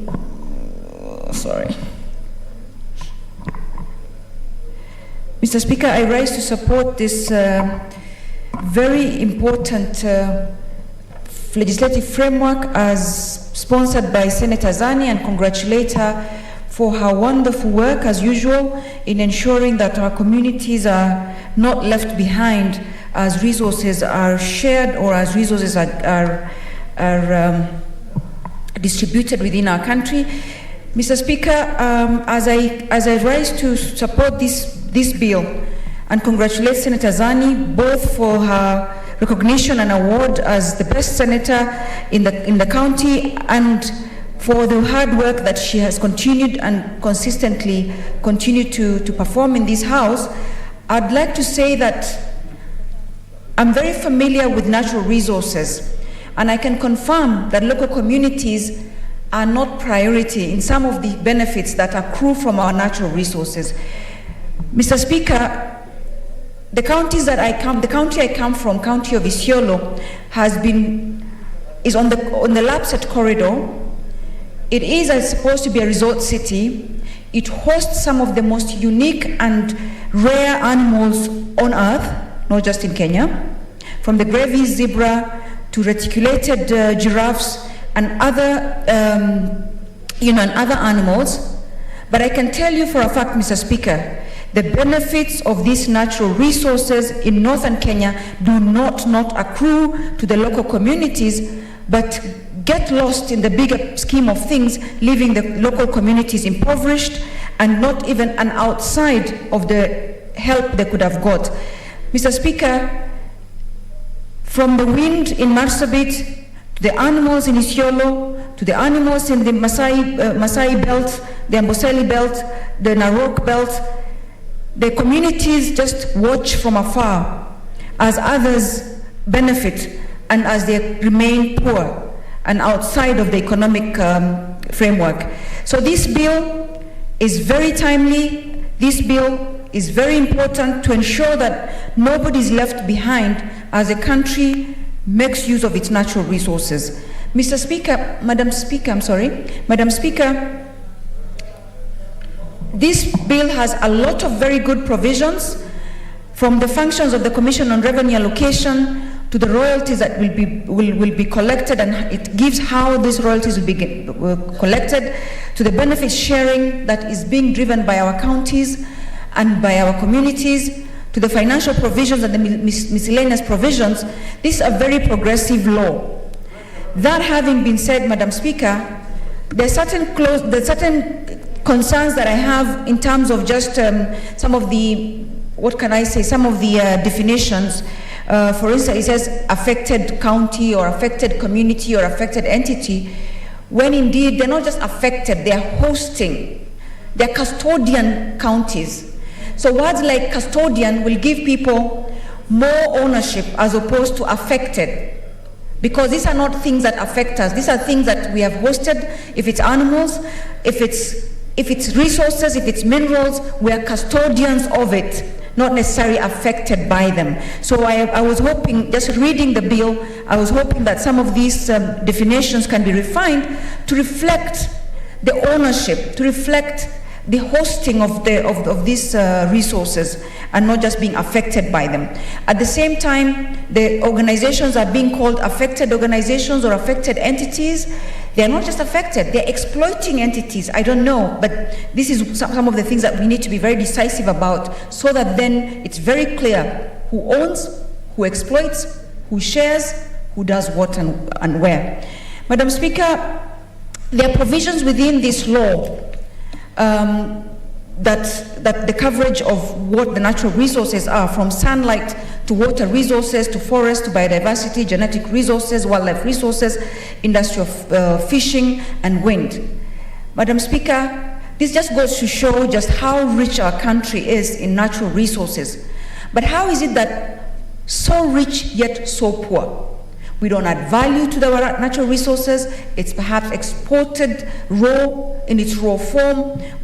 And resources can be a curse if there are no right frameworks in place. And so this bill is going to make sure that our resources do not become a curse to us, and that there's a legislative framework and legal framework within which then we will make sure that our resources are a blessing and not, a source of strife and crisis for us.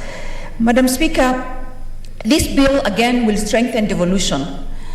As it is now, natural resources are seen as a preserve of the national government with very little input or very little inclusion of our counties and our communities.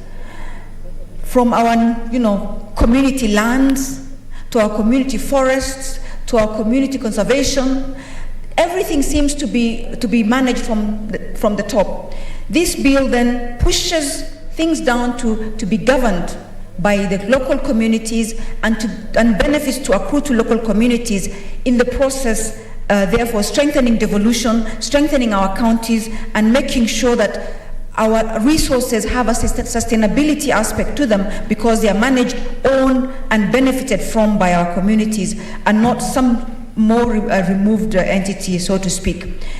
I'm a bit concerned about the scope and the breadth of the role of the CRA. They seem to have been given quite a lot of work, from facilitating and monitoring and implementing benefits sharing agreements to determining appeals arising from that, and to ensuring proper and timely payment of funds, to ensuring that they set up other sub-funds.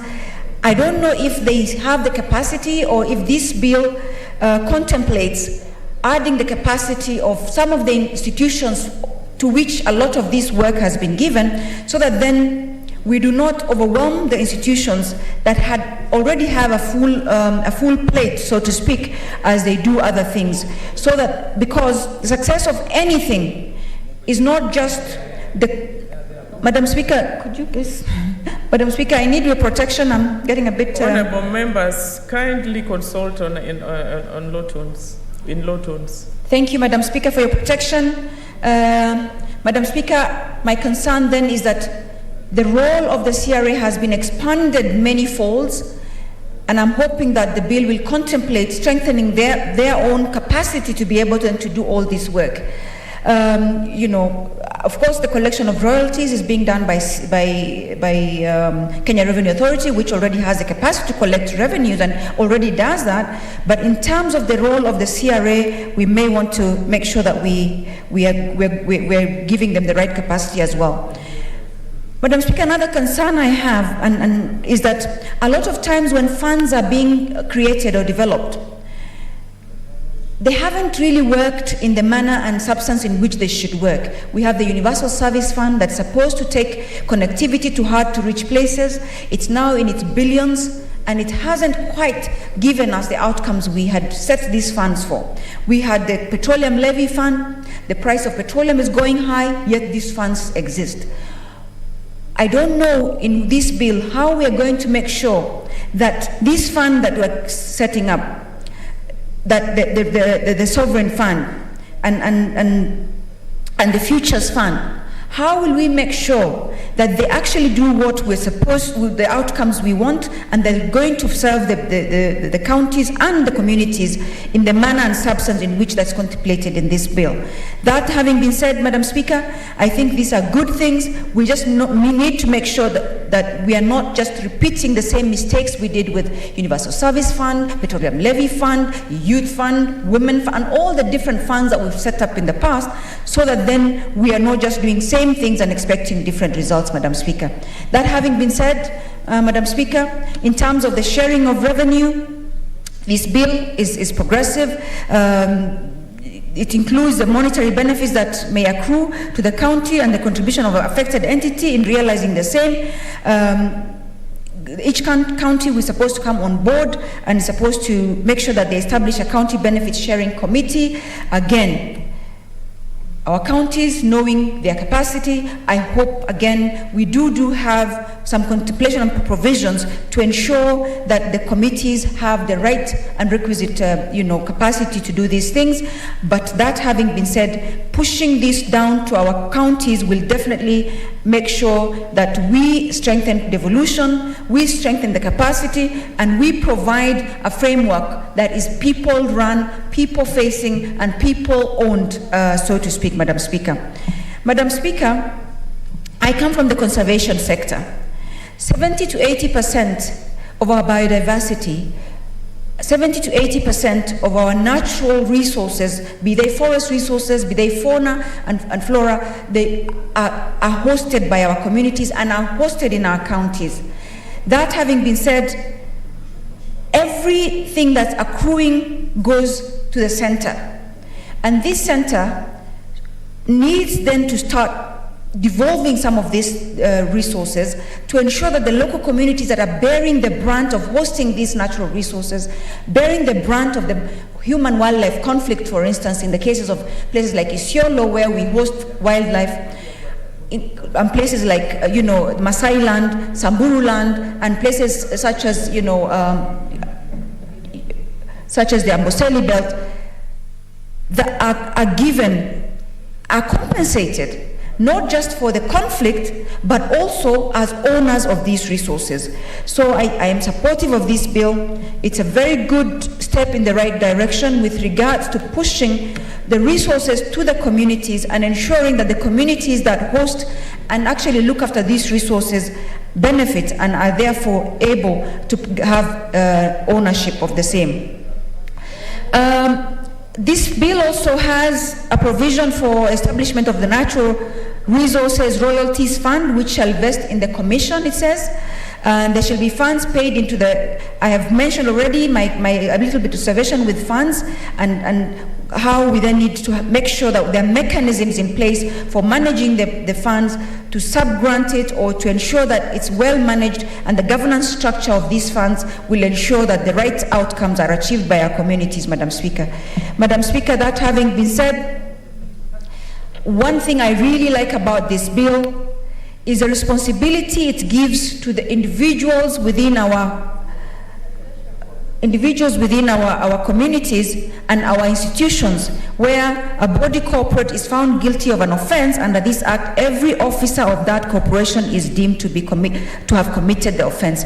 Madam Speaker, oftentimes nobody is held responsible because people hide under the entity of which is the corporation. And when mistakes are made, nobody is responsible, an entity is not responsible, and therefore nobody that we know or has a name and an address will be, charged for any offense.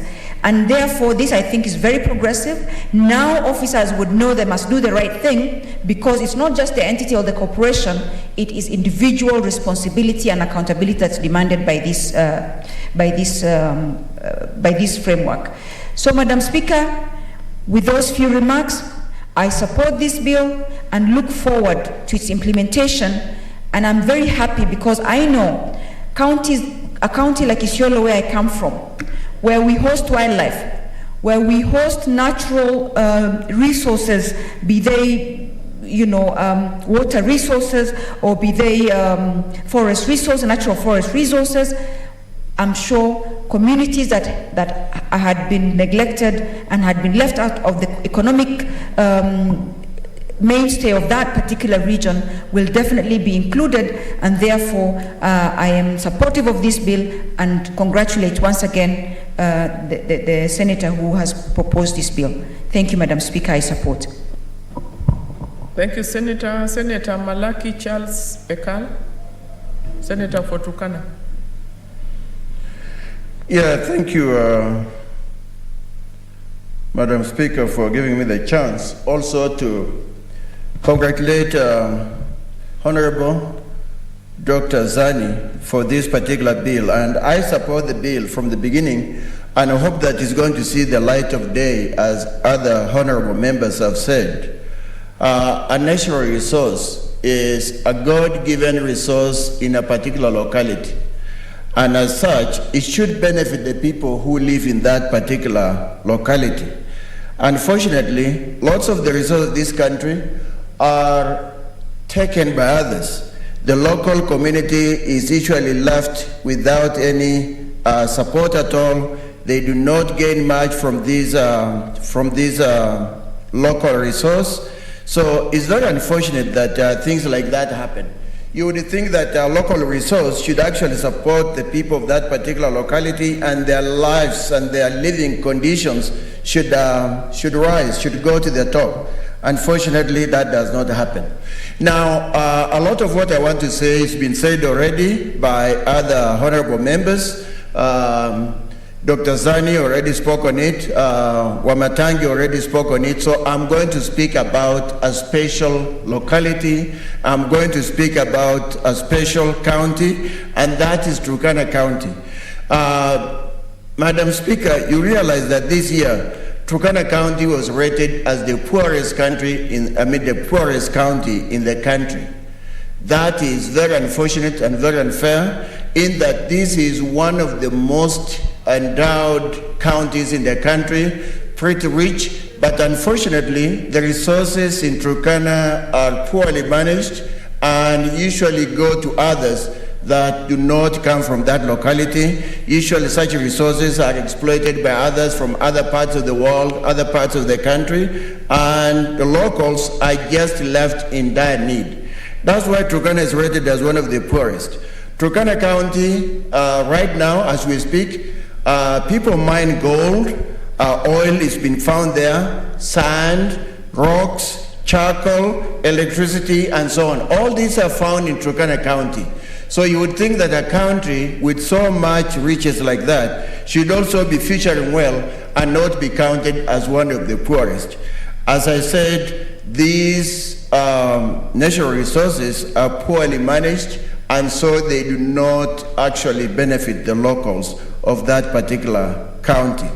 I want to take an example of something like road building.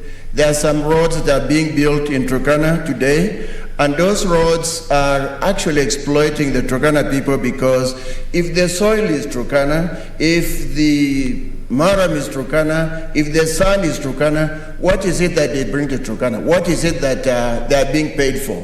So a lot of this is taken, and the locals are not given anything for the natural resource in their own particular county. So that's again a source of exploitation. It's just a way others from outside Trucana exploit Trucana. They build these roads, they take a lot of money from the government, and they go away, they go their own way. Another problem, Madam Speaker, is the fact that the locals are not considered in the jobs. The jobs of building those roads, the jobs of digging out gold, sand, and so on, should actually go to the locals. Unfortunately, a lot of these are done by people from other counties, leaving the locals sitting there. Unfortunately, our locals sometimes do not even see that those are their own riches. For example, when others are mining gold in their own counties, they don't even question that. They say, oh, that is something that people from outside, it's something that foreigners usually do. We don't do that kind of thing. We just look after our animals, and so they let that exploitation go on. They are not even aware of it. So it behooves the county of Trucana to manage those resources for the locals and make sure that their lives come up or are changed. Now, another thing I want to talk about, Madam Speaker, is the fact that when they go, like now, exploitation of gold, exploitation of sand, exploitation of the holes that are being dug to make roads, those places, that kind of work, one, changes the environment. Some hill is demolished to create mud, or some holes are dug to create mud and sand, and yet those holes are never filled. They are left there, and when it rains, they become pools, full of water, and little kids by nature are attracted by pools of water. They want to go there and swim. When those kids go there to swim, they usually perish. And when they perish, you should see a poor mother crying for a lost baby, and there's nothing that can be done. Nobody is held responsible, not even those who dug those holes. So I expect that when this law comes to fruition, this bill comes to fruition, there's going to be a situation where when you make a change in a particular environment, when, for example, you dig a big hole like that, you should fill it. Fill it back so that that region becomes, that particular place becomes level, so that nobody loses life in trying to swim in that particular hole. Unfortunately, people who make these roads do not care. People who dig out these sands do not care. People who dig out mud do not care. They just leave those holes there, and those become death traps for Trucana children. Exploitation, in a general sense, is going on all over this country. It's going on all over this country, like was given the case of Kwale, it's given on the case of Kilifi, where minerals are being mined by people from outside the country. They take them in raw form, they go develop them, and then sell them back to us. This is because of our weak laws. Our weak laws make us become like little children. Somebody comes and takes from us right there in front of us, and we don't say anything. We don't hold them responsible. We do not stop them. And so they keep on exploiting us while we remain poor. They get rich on our own resources while we remain poor. So I hope this bill is somehow going to be passed by our comrades in the Assembly, and then is probably going to improve the living standards of several people in this particular country. Thank you, Madam Speaker. Thank you, Senator Musurube. Honorable Speaker, thank you for giving me an opportunity to support this bill by Dr. Zani. And I'd also like to congratulate her for being the best senator from her county. Congratulations, Senator Dr. Zani. Honorable Speaker, Senator Zani brings forth a very important bill that is going to be a game changer to our local communities. That is, if the bill sees the light of the day. Honorable Speaker, as we look at this bill, one thing that clearly comes out is that we have the resource exploiters, we have the national government, we have the county government, and we have the local communities as well. Now, when we think of these four categories or entities, they all are interested parties in natural resources. And Honorable Speaker, it is unfortunate that if you own a piece of land and by God's grace that land has gold, it stops being your land.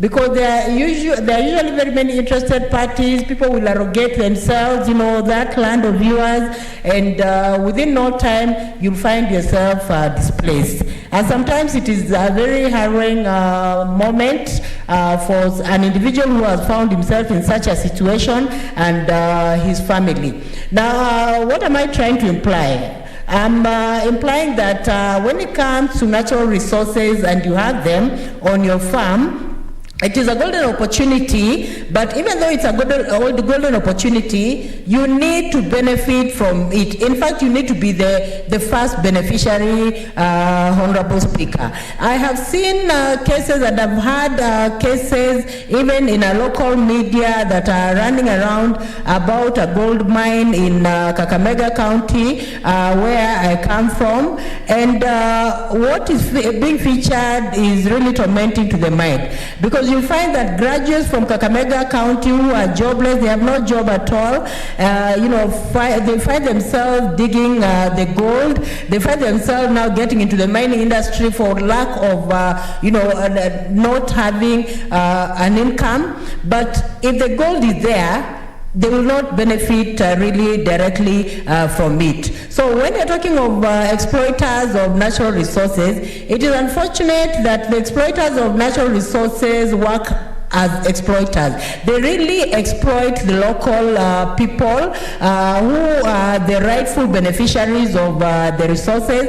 And so this bill is going to ensure that the rightful owners of resources are actually benefiting from the resources in terms of the shareable revenue that comes from the resources. It is just in good taste that if your land has oil, if your land has gold, if your land has any natural resource, it is just in good taste that you should be the first beneficiary. Your children's children, also your lineage, should also benefit from it in terms of royalties and all that. So this is what this bill is seeking to ensure, that the locals are also protected in a situation where there are natural resources that are actually God-given, found in their land. And Honorable Speaker, there's also a bill that touches on locals benefiting from natural resources and anything that happens around. The one that Senator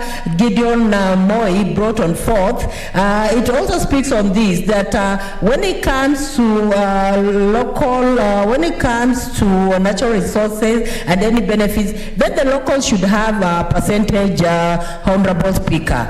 Honorable Speaker, it is unfortunate that sometimes people wallow in poverty, yet there are natural resources that have been found right in their homesteads, right in their farms. And this should be a thing of the past if this bill by Senator Dr. Zani sees light at the end of the tunnel. And Honorable Speaker, allow me to talk about an issue that really disturbed me. At one point when I had gone to see people in Mashinani, there's a contractor who was given some work to do in the county, and you know how much contractors are paid. They are paid a handsome amount of money.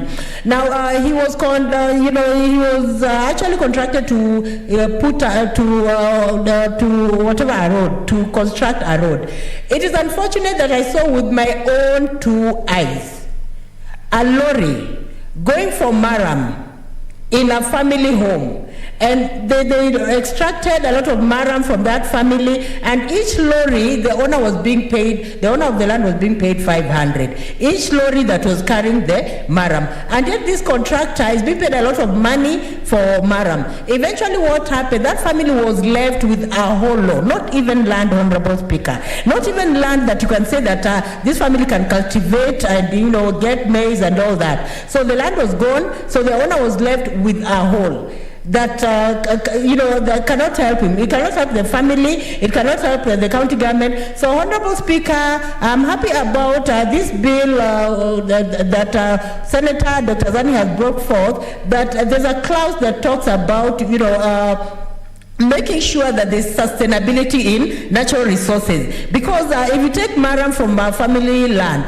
so that family will not farm, it will not do anything, the land becomes useless. And Honorable Speaker, it is unfortunate that they do this to people who are poor, and also people who have no knowledge at all. So Honorable Speaker, I'm happy that this bill also is is anticipating that there's going to be public awareness on issues of resources. In a situation where there are resources in family land, then the family needs to be made aware, the family needs to be taken through through, the family needs to know what it will be getting into, Honorable Speaker, because it is very painful to take advantage of people simply because they are poor, simply because they do not have knowledge, Honorable Speaker. So awareness of, public awareness to the local community where the resources come from is very important. And Honorable Speaker, I'm also happy about this revenue, the functions of the revenue, that is being set up, Honorable Speaker. Now, when we look at the functions of the Commission of Revenue Allocation, one of the functions that it will do is preparation of agreement. Now, if it's going to help in preparing agreements, it will ensure that the locals are not exploited, because many times locals are exploited. You'll find that in a situation where there's gold somewhere and there's certain gold, the owner is displaced. And sometimes you find some foreign companies now arrogating themselves the resources being there, and then sometimes the locals are even sold away with some very little amount of money. So I'm happy about this issue of the preparation of agreements where the resources have been found. There is need for agreement, and I'm happy that also this authority will not only prepare the agreement, but will also review the benefits. What are the benefits of these natural resources for the community? If the community has natural resources, what stake do they have? This is very important, Honorable Speaker, because sometimes communities are not aware because of their poverty-stricken. Sometimes they're just bought off with a few thousands, but they're not even millions, just a few hundreds, and they give up their birthright, Honorable Speaker. We have to see how to protect the birthright of the people of Kenya, and this is what this bill of Senator Dr. Zani, is actually going to do. It will ensure that the birthright of the people of Kenya is protected. It is also safeguarded for the purpose of posterity, Honorable Speaker, of such families. Honorable Speaker, even the role of overseeing the funds that will come from these benefits is very important. As in, if there are funds that are going to come from these natural resources, how will they benefit the local community? And if it is benefiting the local community, Honorable Speaker, it should not be a matter of benefiting in terms of handouts. It should be a benefit that is sustainable, a benefit that will ensure that there's job creation for the youths around the area, a benefit that will ensure that these people will not turn back and regret why they actually they gave out the resources from the community. Because, Honorable Speaker, sometimes people are helpless. You'll be asked, maybe just as a matter of courtesy, that the resources are taken. But if you do not agree, eventually it will be taken. So as a matter of courtesy, there's need to ensure that the development that is being done in the community where the resources have been found are developments that are going to sustain the community, so that youths will not complain that they do not have jobs. Like in the issue of Kakamega, it should not be a case that we have people digging gold mines who are graduates in Kakamega and they're finding gold. If they're finding gold, they should be valued for their finding. In fact, those should be contracted as engineers, Honorable Speaker. When you're talking of engineers, they should not only be paper engineers, they should also be engineers who are hands-on. We have people who have hands-on and they can do even better than what papers can do, Honorable Speaker. So those engineers should be brought on board and they should be looked in. Now, I have to say, Honorable Speaker, the guiding principles are very clear in this bill, that when it comes to natural resources they are found somewhere, the issue of inclusivity has to come in. That is, the locals have to be included. The issue of public participation has to come in. That the locals have to be allowed to also express their views about these commodities, Honorable Speaker. And even apart from expressing their thoughts, even when it comes to the projects that will be brought on forth, or the projects that will come up as a result of these funds, there should be also projects that the community have actually discussed and agreed that these projects are viable, and these projects will also sustain the youth in the community, Honorable Speaker. So I have to say, Honorable Speaker, that this bill is coming up to ensure that there's going to be also, sustainability community in resources. That is not depleting the resources. Like for example, if the resources that are God given are trees, and they're actually bringing food, they're bringing tourism, they're bringing and all that, then they should be sustained so that we're not depleting the very resources that are going to help our future, the generation, the same resources that are going to help our children and all that, Honorable Speaker. Honorable Speaker, when you look at some countries like Saudi Arabia, they really ensure that the resources that are there are benefiting the locals in Saudi Arabia, Honorable Speaker. And that is why Saudi Arabia is rich, because when you walk on the streets, it is rare that you'd find even beggars on the streets. They take care of their poor. They make sure that their poor are just as comfortable as anyone else. They make sure that their poor have the basic rights. They make sure that the poor are able to eat. The poor are able to go to school, Honorable Speaker. And that is the direction we should go, Honorable Speaker. Ensuring that we are taking care of our poor, Honorable Speaker. Not that if the poor has gold, then you take the gold, you arrogate yourself that land, and just displace the poor simply because of the money you have seen there. Honorable Speaker, the rich also have to ensure that they are not exploiting people up to the grave, Honorable Speaker, because that is what is happening, Honorable Speaker. If, for example, now the incident I have talked about in Lugari, somebody has left you with a hole. You cannot even plant maize. You cannot even plant crops. You cannot even plant greens, Honorable Speaker. That one has exploited you to your grave. Because now you have to look for money to buy vegetables, money to buy maize, Honorable Speaker. And yet the county government, has allocated a lot of money just for the purpose of the road to be constructed. But an exploiter somewhere, in the name of exploiting resources, has decided this poor person is ignorant, is not aware that he has maram, which is very expensive. So what I will do, I will just give 500 per lorry, and Honorable Speaker, such people should be brought to book, Honorable Speaker. It is painful, it is unfair to just exploit poor people simply because they're ignorant, simply because they're not aware, Honorable Speaker. So there is need to ensure that there is promotion of restoration of environment after exploitation, just like the bill states, Honorable Speaker.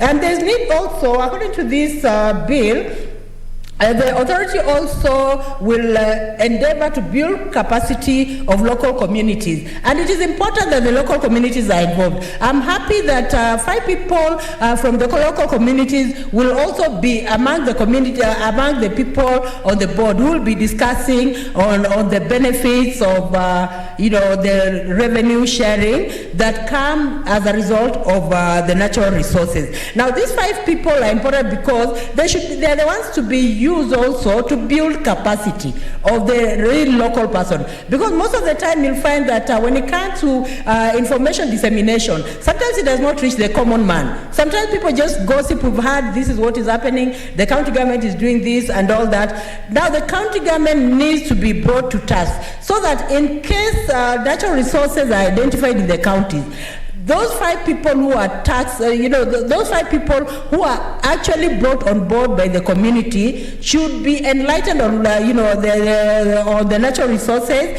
should be enlightened on what will be done, should be enlightened on how people will benefit and all that, because they're the ones to explain to people on the ground about the undertakings of the natural resources and how they will benefit from the natural resources, Honorable Speaker. Honorable Speaker, it is important, yes, for the resources to be shared by the national government and also the county government. But even if they are sharing the resources, there should be a clear way of ensuring that that common person where the resources have been found, that community where the resources have been found, that community benefits. And the clear benefit in a community is job creation. If you can give a community jobs, then the youth have jobs, then that will be a plus in the natural resources. But if the natural resources have no job returns, then it means that the natural resources are exploitative to the community, the natural resources are exploitative to the youth in that community, Honorable Speaker, because honestly, when it comes to natural resources, when it comes to communities, the youth should benefit by having having jobs, because the youths are energetic and they have a time to really use the energy well. They can use the energy well if they're involved in the creation of the natural resources, in the exploitation of the natural resources. Let them be on the front line. Let natural exploiters get the goodwill of the community, because if they don't get the goodwill of the community, then whatever they're doing will not be sustainable. Honorable Speaker, I support this bill, and I hope that when it goes to the National Assembly, it will see light at the end of the tunnel. Thank you, Honorable Speaker. Thank you, Senator. Senator Ali Abdullahi Ibrahim, Senator for Wajir. Thank you, Madam Speaker. Madam Speaker, I also want to support the bill by Senator Zani. The bill is well written, Madam Speaker, but as is usual, when it goes to the other side, they usually mutilate it. Madam Speaker, while we talk of mining in Kenya is done by many people. There are the locals who do mining at the local level. There are others who have some business names, groups, or sometimes it's small business names, others with companies who do mining. But the most of the people who do some of these things are the multinationals. The multinationals, Madam Speaker, sometimes even cannot go to certain areas, like where I come from. But when you go to the Ministry of Mining, you will realize that all the places have been divided among the Chinese, the British, the Americans. You hear of this is the Anglo-this is another company from China, another from Turkey, but they can't even go to the areas. Instead of the government supporting such companies, because some of the mines might be deep where the locals cannot do much, then nothing really happens. And you see that people end up not doing much and they don't gain much. Madam Speaker, the other issue is that, when the locals are doing small minings here and there, then somehow the national government should be able to assist them. But nobody really assists them. And whenever they're able to get, especially the way Senator Musurube was saying, the small mines in Homa Bay, in Migori, I think, in Kakamega, in many parts of this country, these people are exploited by middlemen and brokers. Whatever little they get a gram, 2 grams, 3 grams, 5 grams, some of them even a kilo. They don't get the value for what they're able to strive to dig. And some of them, many of them, you're told that dig around and even die in those holes. So, Madam Speaker, it will have been very good if the national government, especially the Ministry of Mining, looks into these small stakeholders who are doing all those things.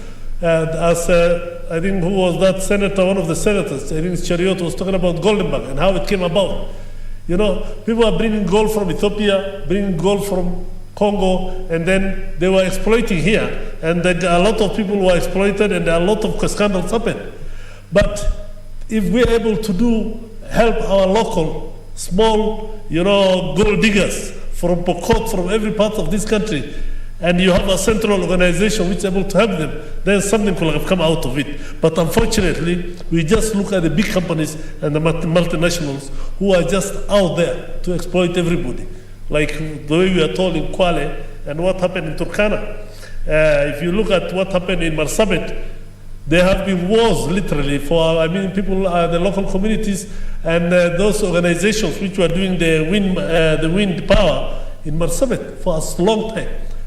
Somebody just comes from nowhere and decides to take 100 kilometer squares of your land without any compensation.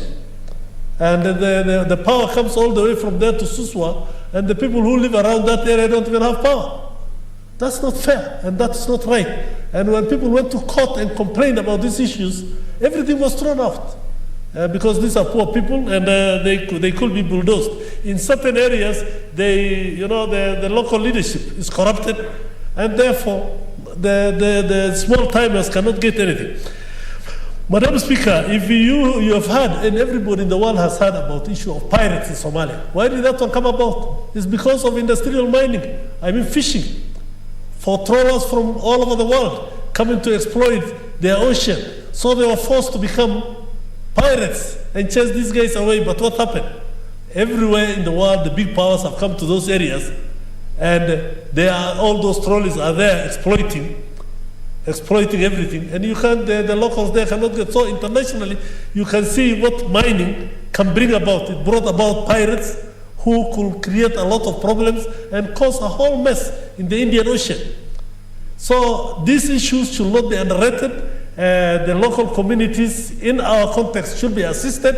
We don't want people to go to that level where you have bandits in a small time, local militias, making sure that these big companies or these people who invest, you are told about Taita Taveta, with all its natural resources, whatever they get, what do the people there get? Nothing.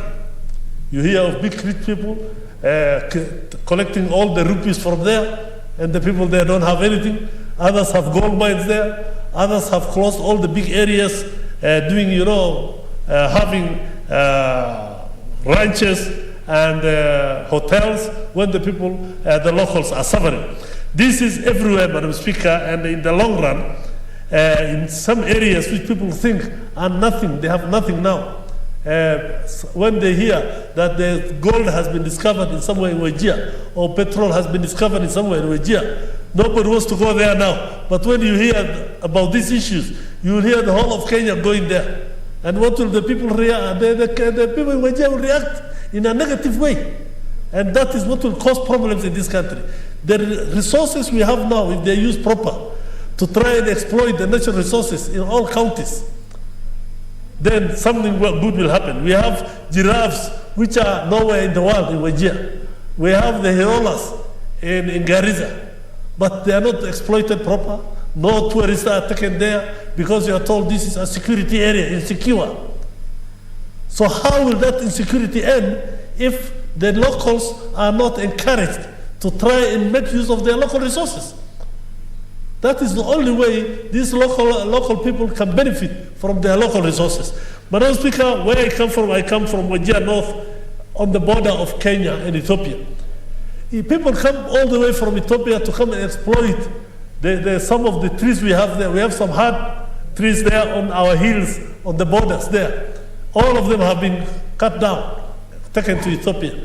The wildlife which is there, people come all the way from there to come and kill them and collect them and take them there. So when some few years back, like 5 years ago, you could go around, walk around here, you see a lion, you see a giraffe, you see all types of antelopes, you see even cheetahs, ostriches. Now you can't even see them.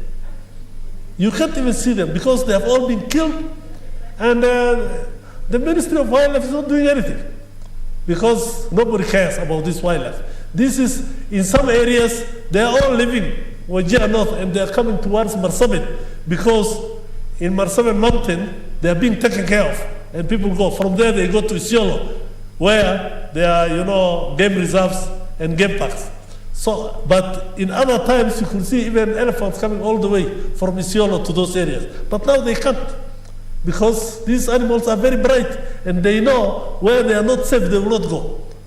So the government should be knows what they can get from natural resources, wildlife and other mining resources. So if these things are done properly, then in the long run, we will benefit. Madam Speaker, Kenya, you can imagine, recently I was hearing that fish is brought from China. Do we have to bring fish from China? We have our ocean, Indian Ocean, where you can get a lot of fish. We have Lake Victoria, where we can get a lot of fish. We have Lake Trucana, and all these other lakes along the Rift Valley. But we are importing fish from China. What a shame. Instead of trying and helping our people, the fishermen, to make sure that at least where if there's hyacinths here, if these fish cannot survive in these areas, how do you clear these things? How do you help these people? There are a lot of ways of making sure that our people survive better and do better, but these things don't happen, Madam Speaker. Madam Speaker, while I congratulate the leader, I don't know how CRA can manage all this work. And the government of the day and the way the governments are, even sharing of the resources now, the way things are, it's not very easy. if CRA was to be given this job, I know they will have done a better job. I know they will have done a good thing. But will they even be allowed? Because CRA needs to expand to all the localities, up to every county, to make sure that they look at the resources which are there and how they can maximize on this. But unfortunately, that one will be something which might not see the light of the day, because the National Assembly, who think that they are the ones who are the owners of this money, will not even allow any other entity to come to look into this. And this is the shame of this country, Madam Speaker. If we cannot allow, look at it and say, what will our people, how will our people benefit? How will the counties benefit? How will even from the county, National Assembly members believe when they talk that they don't even come from counties? They say, when they talk, they say we are from the national government. Where is this constituency based? So unless we are able to look at all these things and see how things are happening, then we will be in for a big shock. But KRA is to collect money. We were talking recently with some of the leadership in northeastern Kenya about the border of Somalia. There's a lot of magendo which is going on. A lot of funny things come from the other side. They come in. Then you are told we have closed the border. Who is benefiting? Why don't you open the border and put your border post there and get money? These are the monies which you can use to help the CRA and other organizations to expand. But if you don't collect enough revenue and you want to close things just for the sake of it, when you can do nothing about it, and all the Panjabus are there, soldiers are everywhere, but what do? They collect from 9 vehicles and burn 1 vehicle. So that one becomes the headline. This is the way this country operates. How do you even want to help our people survive? How do you make sure that we exploit our natural resources properly? Madam Speaker, these are things which will be looked at. KRA, where as somebody staff is a multimillionaire. Why? How? Corruption. So how everything in this country has a problem because of corruption. Until we are able to fight corruption, whatever good things we do, whatever good bills we pass, whatever that we try to do as a House of Parliament, then nothing really works because of corruption, Madam Speaker. Madam Speaker, I'm very happy about the way the Senator wants the revenue divided. That would be great if it was able to work. But who will allow it? The sovereign fund, 20%. For what? 60% for the national government, 40% for resources to develop the natural resources in our country. Those things those are dreams which I'll be happy to see become a reality. But unfortunately, I don't think that these things will happen. And these are some of the issues which will be killed immediately it lives here. The sovereign fund, 20%. The 80% for the national government. Then the 80% which remains, 60 for the national, 40 for the county. When somebody was talking about Trucana, and they were talking of getting even 10 to 15%, that money has not reached the community. It doesn't reach, and nobody benefits from it. Only, as somebody was Senator Mutula, the leadership want to take everything and do the way they think. They use it for their own purposes. When the poor mothers and the nomads there are suffering. Okay, so Madam Speaker, I don't know how we can change this country, but somehow we need the grace of God and something to come from somewhere else to come and help change this country because of the way things are done and because of how we don't even care about those people who are downtrodden, who are supposed to, recently, if you don't want to help the small time people come up, if there's a certain area in those areas of our border with Moyale called Dabel, there's a lot of gold. I'm told now the big powers are fighting over it. The locals have been mining that gold for the last 20 years. But the government does not even recognize it. Nothing even happens. Sometimes you see people fight, among themselves. There's a certain area in Wajir North where a whole hill has been, brought down to flat because some people found some gold there and they went there and the whole hill went down. And what did they, you do not see, somebody will tell you, I've gotten this, a rock, this one half a kilo, another one this amount, but those people have gone back to the way they were because there's no proper management of these resources, there's no proper way of using the money. When you get some small money and nobody is able to tell you anything, you misuse that money. But if the government had a way of coming and telling these people, this is the way to do it, let's handle this one, you form associations, you form cooperatives, the government, the Ministry of Mines assist these people, they take experts there to see how things can be done, then the local community will have benefited, the county government will have benefited, the national government will have benefited. But unfortunately, these things don't happen. And I hope that with this bill, something will change. We are usually good at writing things, good professional papers, good bills, but nothing comes out of it. With that, Madam Speaker, I support. Thank you. Thank you, Senator Ali. Mwinyi Haji Mohamed Faki, Senator for Mombasa.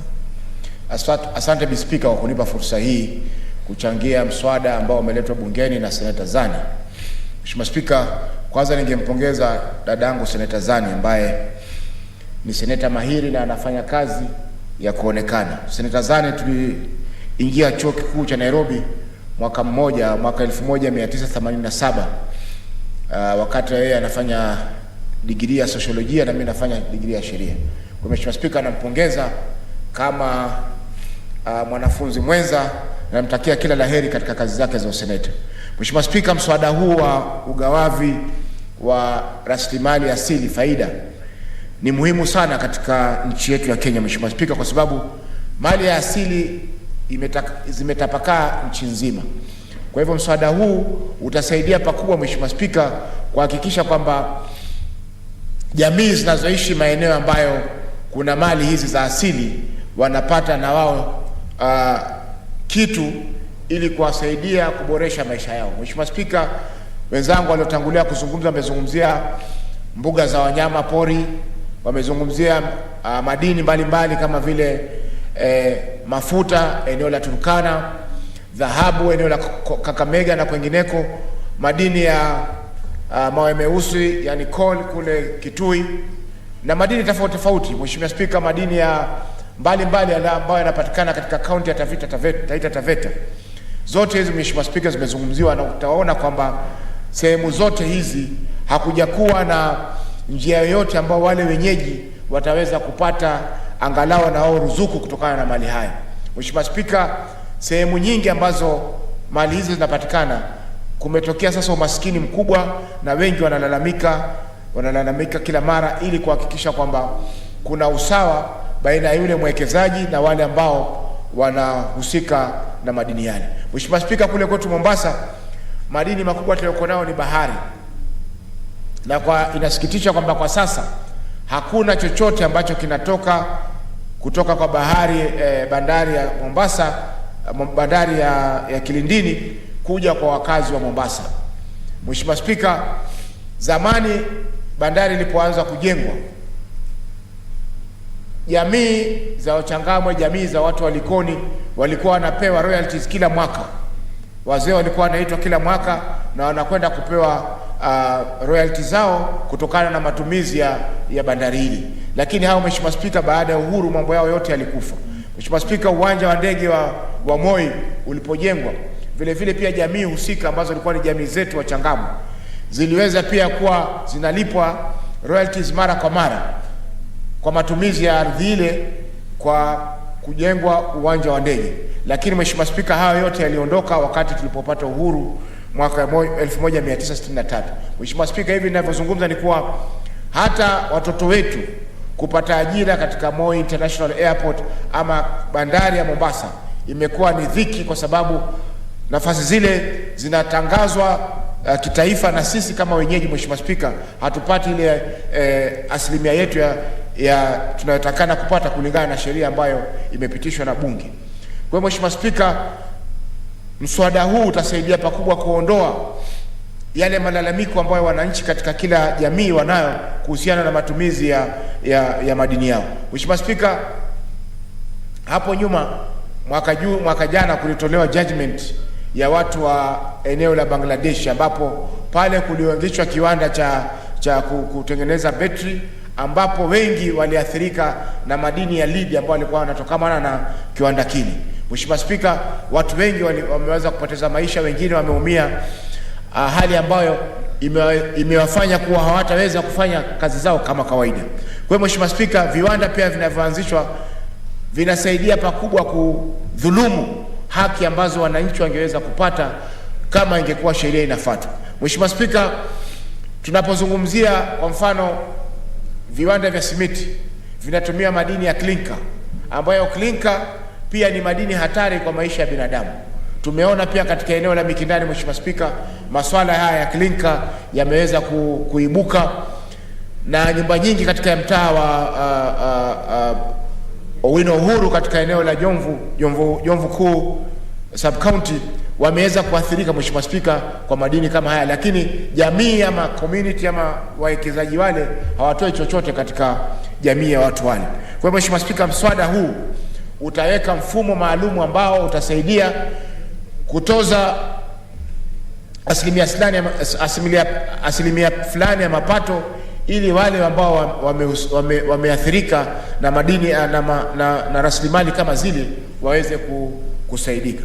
Mheshimiwa Spika, nimefurahi pia kwamba katika mswada huu tume ya ugawavi wa rasilimali, yani Committee Revenue Allocation Committee, imepewa jukumu la kuweza kufanya assessment ya zile ambazo ya ile fidia ambayo itakuwa inalipwa kwa jamii zile ambazo zimehusika, ambalo pia ni jambo zuri Mheshimiwa Spika, ambalo tumeweza kulipata katika mswada huu. Mheshimiwa Spika, mambo ya faini yamezungumziwa hapa, na nakubaliana na Senator wa Kericho anaposema kwamba faini ya milioni 2 ni kidogo sana. Mheshimiwa Spika, ingekuwa faini labda ingekuwa ni kiwango cha asilimia fulani ya yale zile fedha ambazo zinapatikana na mwekezaji yule, kile ambacho ameweza kutoa katika eneo lile kiwe ni asilimia fulani ambayo atalipa kama faini iwapo hataweza kutimiza sheria hii. Hii Mheshimiwa Spika, itakuwa inajulikana kwamba ukikosa lazima kile kiwango ambacho ulikuwa ukilipe ili sheria iweze kufuatwa. Iwapo Mheshimiwa Spika, faini hii haitaweza kubadilishwa, basi kuwe na kipengeo cha kusema kwamba mbali na kulipa faini ya milioni 2 au milioni 5 au milioni 10, kile ambacho alikuwa anapaswa kulipa lazima alipe kama faida kwa jamii ile ambayo inahusika. Mheshimiwa Spika, bila ya kuzungumza mengi, naunga mkono mswada huu, na tutaomba bunge litakapopitisha, bunge la Senate kule, ndugu zetu wa bunge la kitaifa wataweza kuupitisha pia, kwa sababu hii ni njia moja ya kuweza kuleta maendeleo katika jamii zetu. Asante Bi Spika kunipa fursa hii. Thank you, Senator. Senator Pareno Judith Ramatia.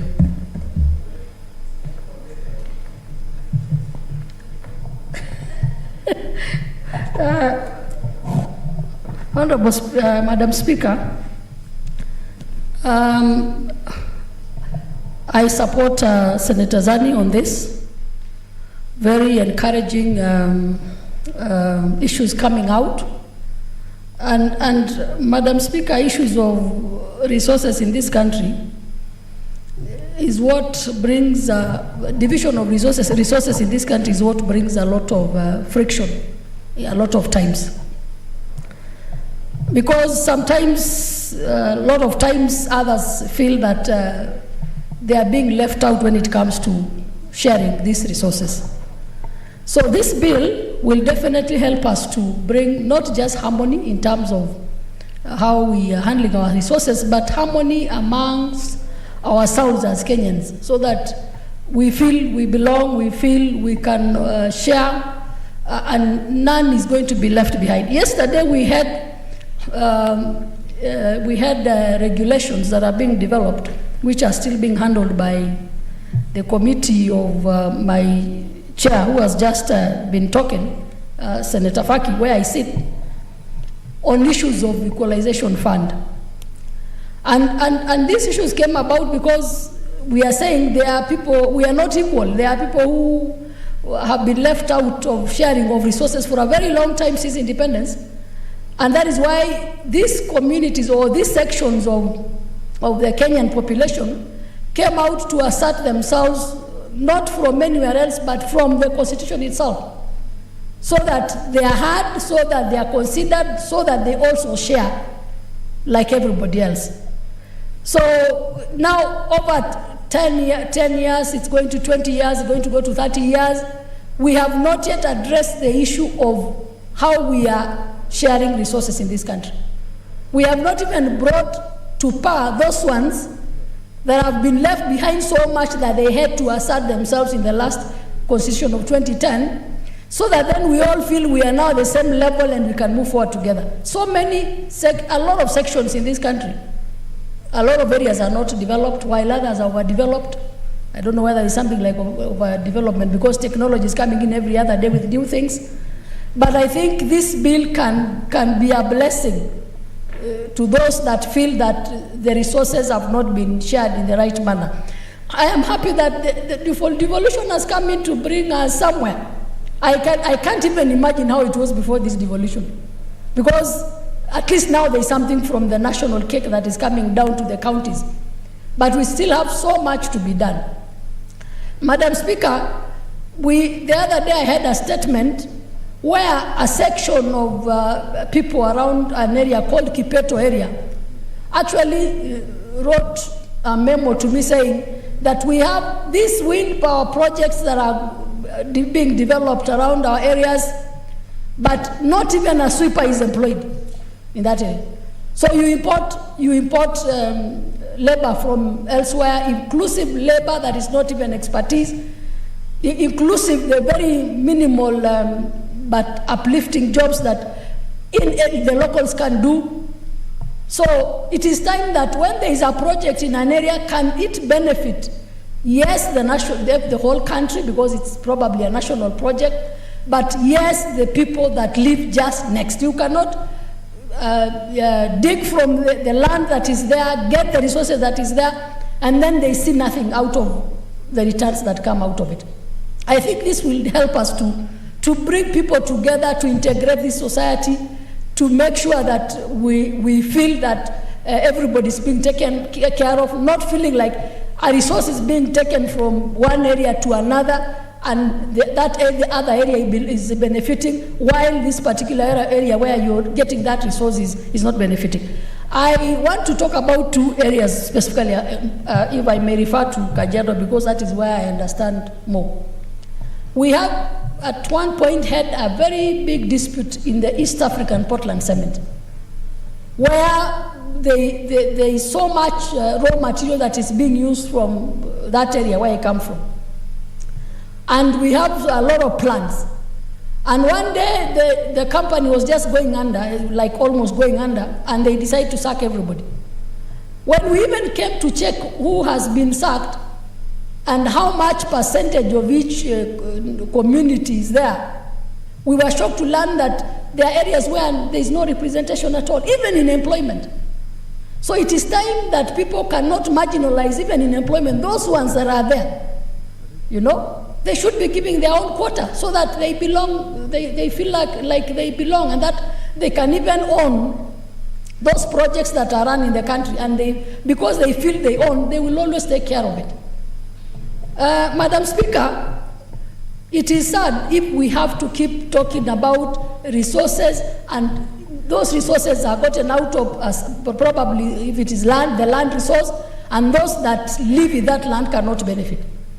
In fact, if you look at most of the issues that are being handled by the National Cohesion Committee where I sit, it is just issues of people feeling that they are not included. There is no inclusivity in what we are doing. And they feel agitated and they are fighting for their rights. The other day we were at KPA. And we went to Kenya Ports Authority, Kenya Maritime Authority, because there was a statement in the Senate that the people from that area and not that region are not being considered. Then I make a statement on Portland that they are not being considered. Then we make a statement on TSC that people are not being considered. Then we make a statement in the Kipeto wind power that the people from that region are not being considered. So, Madam Speaker, I think this is a good bill, it is a good bill that can help us to ensure that we have inclusivity in every area of this country, in every development of this country, in the resources. The land resource is very valuable. We have so much land in this country. If we are doing mining, can we ensure that as you do your mining, then the people from that area are also benefiting? Madam Speaker, can you imagine some of these areas, like in that area where I'm talking about, the East African Portland Cement, you can find that it is not passable, there is no road. These companies cannot even do simple social responsibility projects for their own comfort and the comfort of the community. They used to do boreholes for the community. At one point I was told they were all dead, because they cannot sustain those boreholes for the sake of the community to get water just nearby. Yet you are benefiting from the same resource from that area where the people are living. The wind power, why can't you employ even if you don't get the experts, can you employ the rest of the non-skilled labor? That kind of ownership by the people from that area where you are doing your development will really help a lot. Roads, water, schools, why can't we even just do that bit of social, it's called corporate social responsibility, giving back to the community from where that project is being run. If only we did that, there'll be harmony. We'll not be talking about any marginalization. We'll not be talking about the community feeling that they are not participating in the project. We would even have better roads, because once you have a project, you do the roads that go to that project, and in the process do the roads that can open up that community. After all, we do some of these projects to open up for development. So, Madam Speaker, this is a very good bill that definitely will go a long way to ensure that there is that social responsibility and there is that equal, or not equal, but at least equity in sharing of resources in this country. I thank you, Madam Speaker, and I support. Honorable Senators, this bill has attracted a lot of interest, and for the sake of fairness, I would ask you if we can adjust this to allow only 10 minutes. I think that should be fair, so that we give as many members as possible time to contribute to the bill. Senator Langat Christopher Andrew.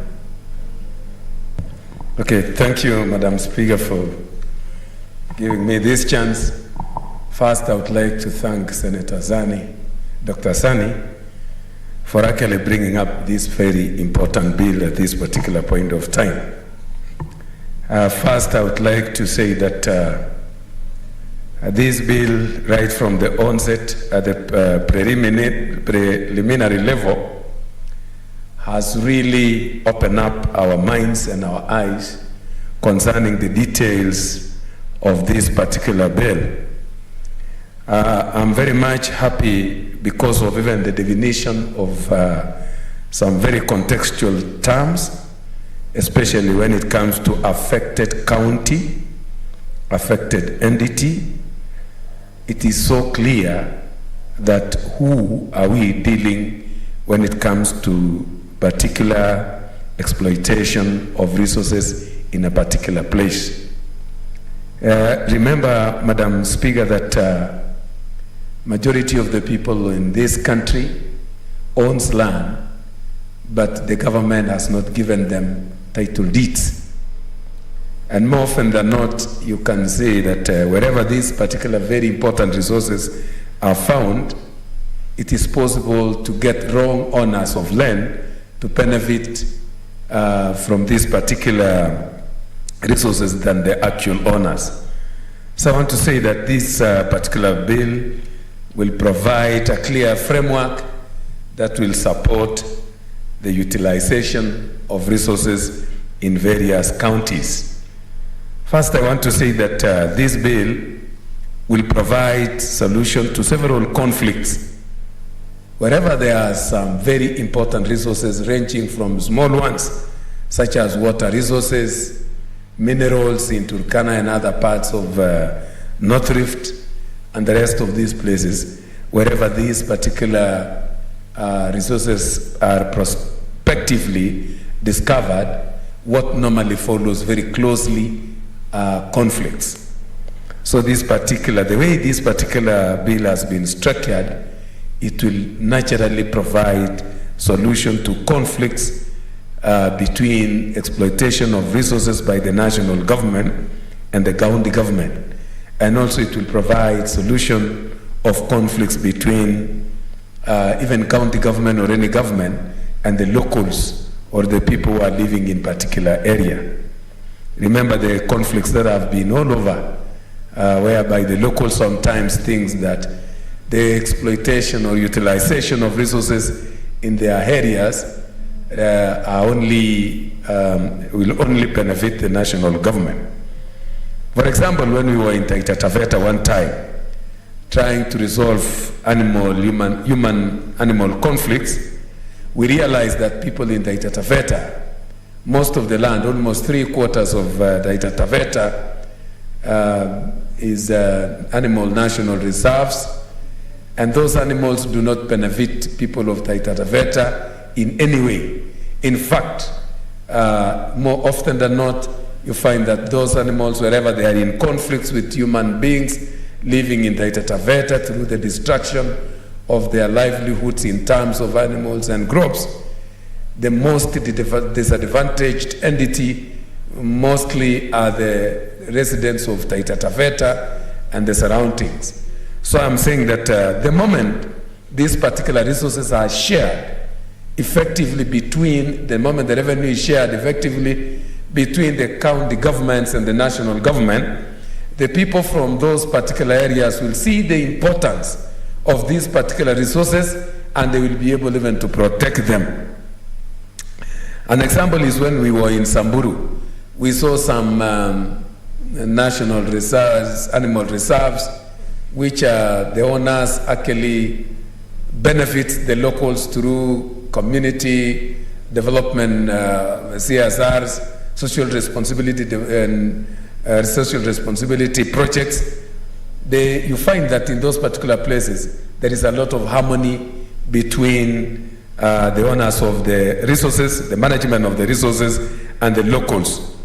Another thing that I've seen is that I've noticed that the companies that are normally out to exploit those resources unfairly and including human resource will have a direction. And also, always there are a lot of fear whenever prospection of these particular resources is done among the locals. They don't know those people, the owners of those particular companies who are coming to exploit minerals and other resources in their homes. That fear will not feature anymore because the clarity of resource exploitation and revenue sharing is now very clear. So I want to say that there is also an element of environmental protection.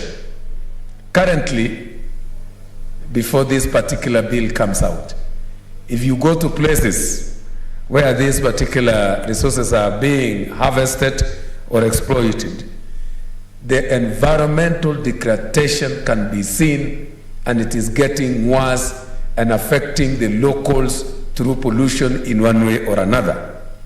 One time we were in Mombasa with the same, I think we were in another committee, and we managed to visit Bamburi Cement area, and we were able to see how environment has seriously become affected by the mining of those particular minerals. So I want to say that this particular bill is so important. I've seen many things, especially on matters also to do with displacement. People living in a ward within which natural resources is situated. This particular bill has provided an effective framework such that whenever government or any prospecting company discovers a resource to be exploited somewhere, there is a way out for those particular people who are living in those areas, maybe through proper compensation, or once they are removed, they are also compensated effectively. This is very important, and I'm so sure even those people who have initial governments had rewarded them maybe natural land in the forest. Once this particular bill comes out, it will provide a way out of resettling some people who have really suffered for several years unnecessarily. I'm also very much grateful for when it comes to the functions of the Commission on Revenue Allocation. They has really touched on very important areas. For example, on matters coordination and the preparation of benefit sharing agreements. This one will benefit the locals because they will know very clearly that all the revenues will be shared in a particular way. Another one is review and, where appropriate, determines the royalties payable by the affected entity engaged. This is so important because it looks very ridiculous that in most cases where these very important resources, people living in the surrounding normally suffer so much, just like in some resources that we have seen in some areas, that the people surrounding whom actually the land used to belong to them, their ancestral lands. When you see those who are mining resources in those particular places and those who are living in the surrounding, you can't believe. Those who are claim that the land used to belong to them normally become so poor, and it becomes very ironical that the foreigners at times benefits more than the locals. I'm also very happy, as Senator Muzuruve was saying, this particular bill is out to benefit the locals, right from creating an opportunity for capacity building of the locals so that they may know the importance of protecting their environment, the knowledge of benefiting from the resources and getting the skills and the rest. Capacity building is so important, and this bill has really clarified on the same. Another one is the promotion and the restoration of the environment during exploitation and even after. This is so important. I've also seen on part 2, collection of royalties and fees. This particular area has really explained very deeply on areas that are very important. This bill is very friendly with what some of us politically outside there are selling. At times I see my friends criticizing some theories or political ideologies that some parties are actually selling outside there. But when we sit and see it very clearly, some of the bills we are coming up with here are in line with some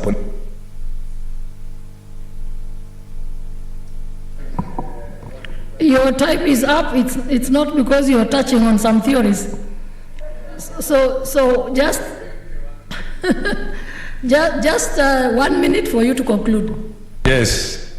So I want to thank Senator Sani very much, and I want to assure you, Senator Sani, the Hustler Economics support this seriously because it is part of our thinking. You are in line with what we are thinking. Thank you so much. Senator Olekina Ledama.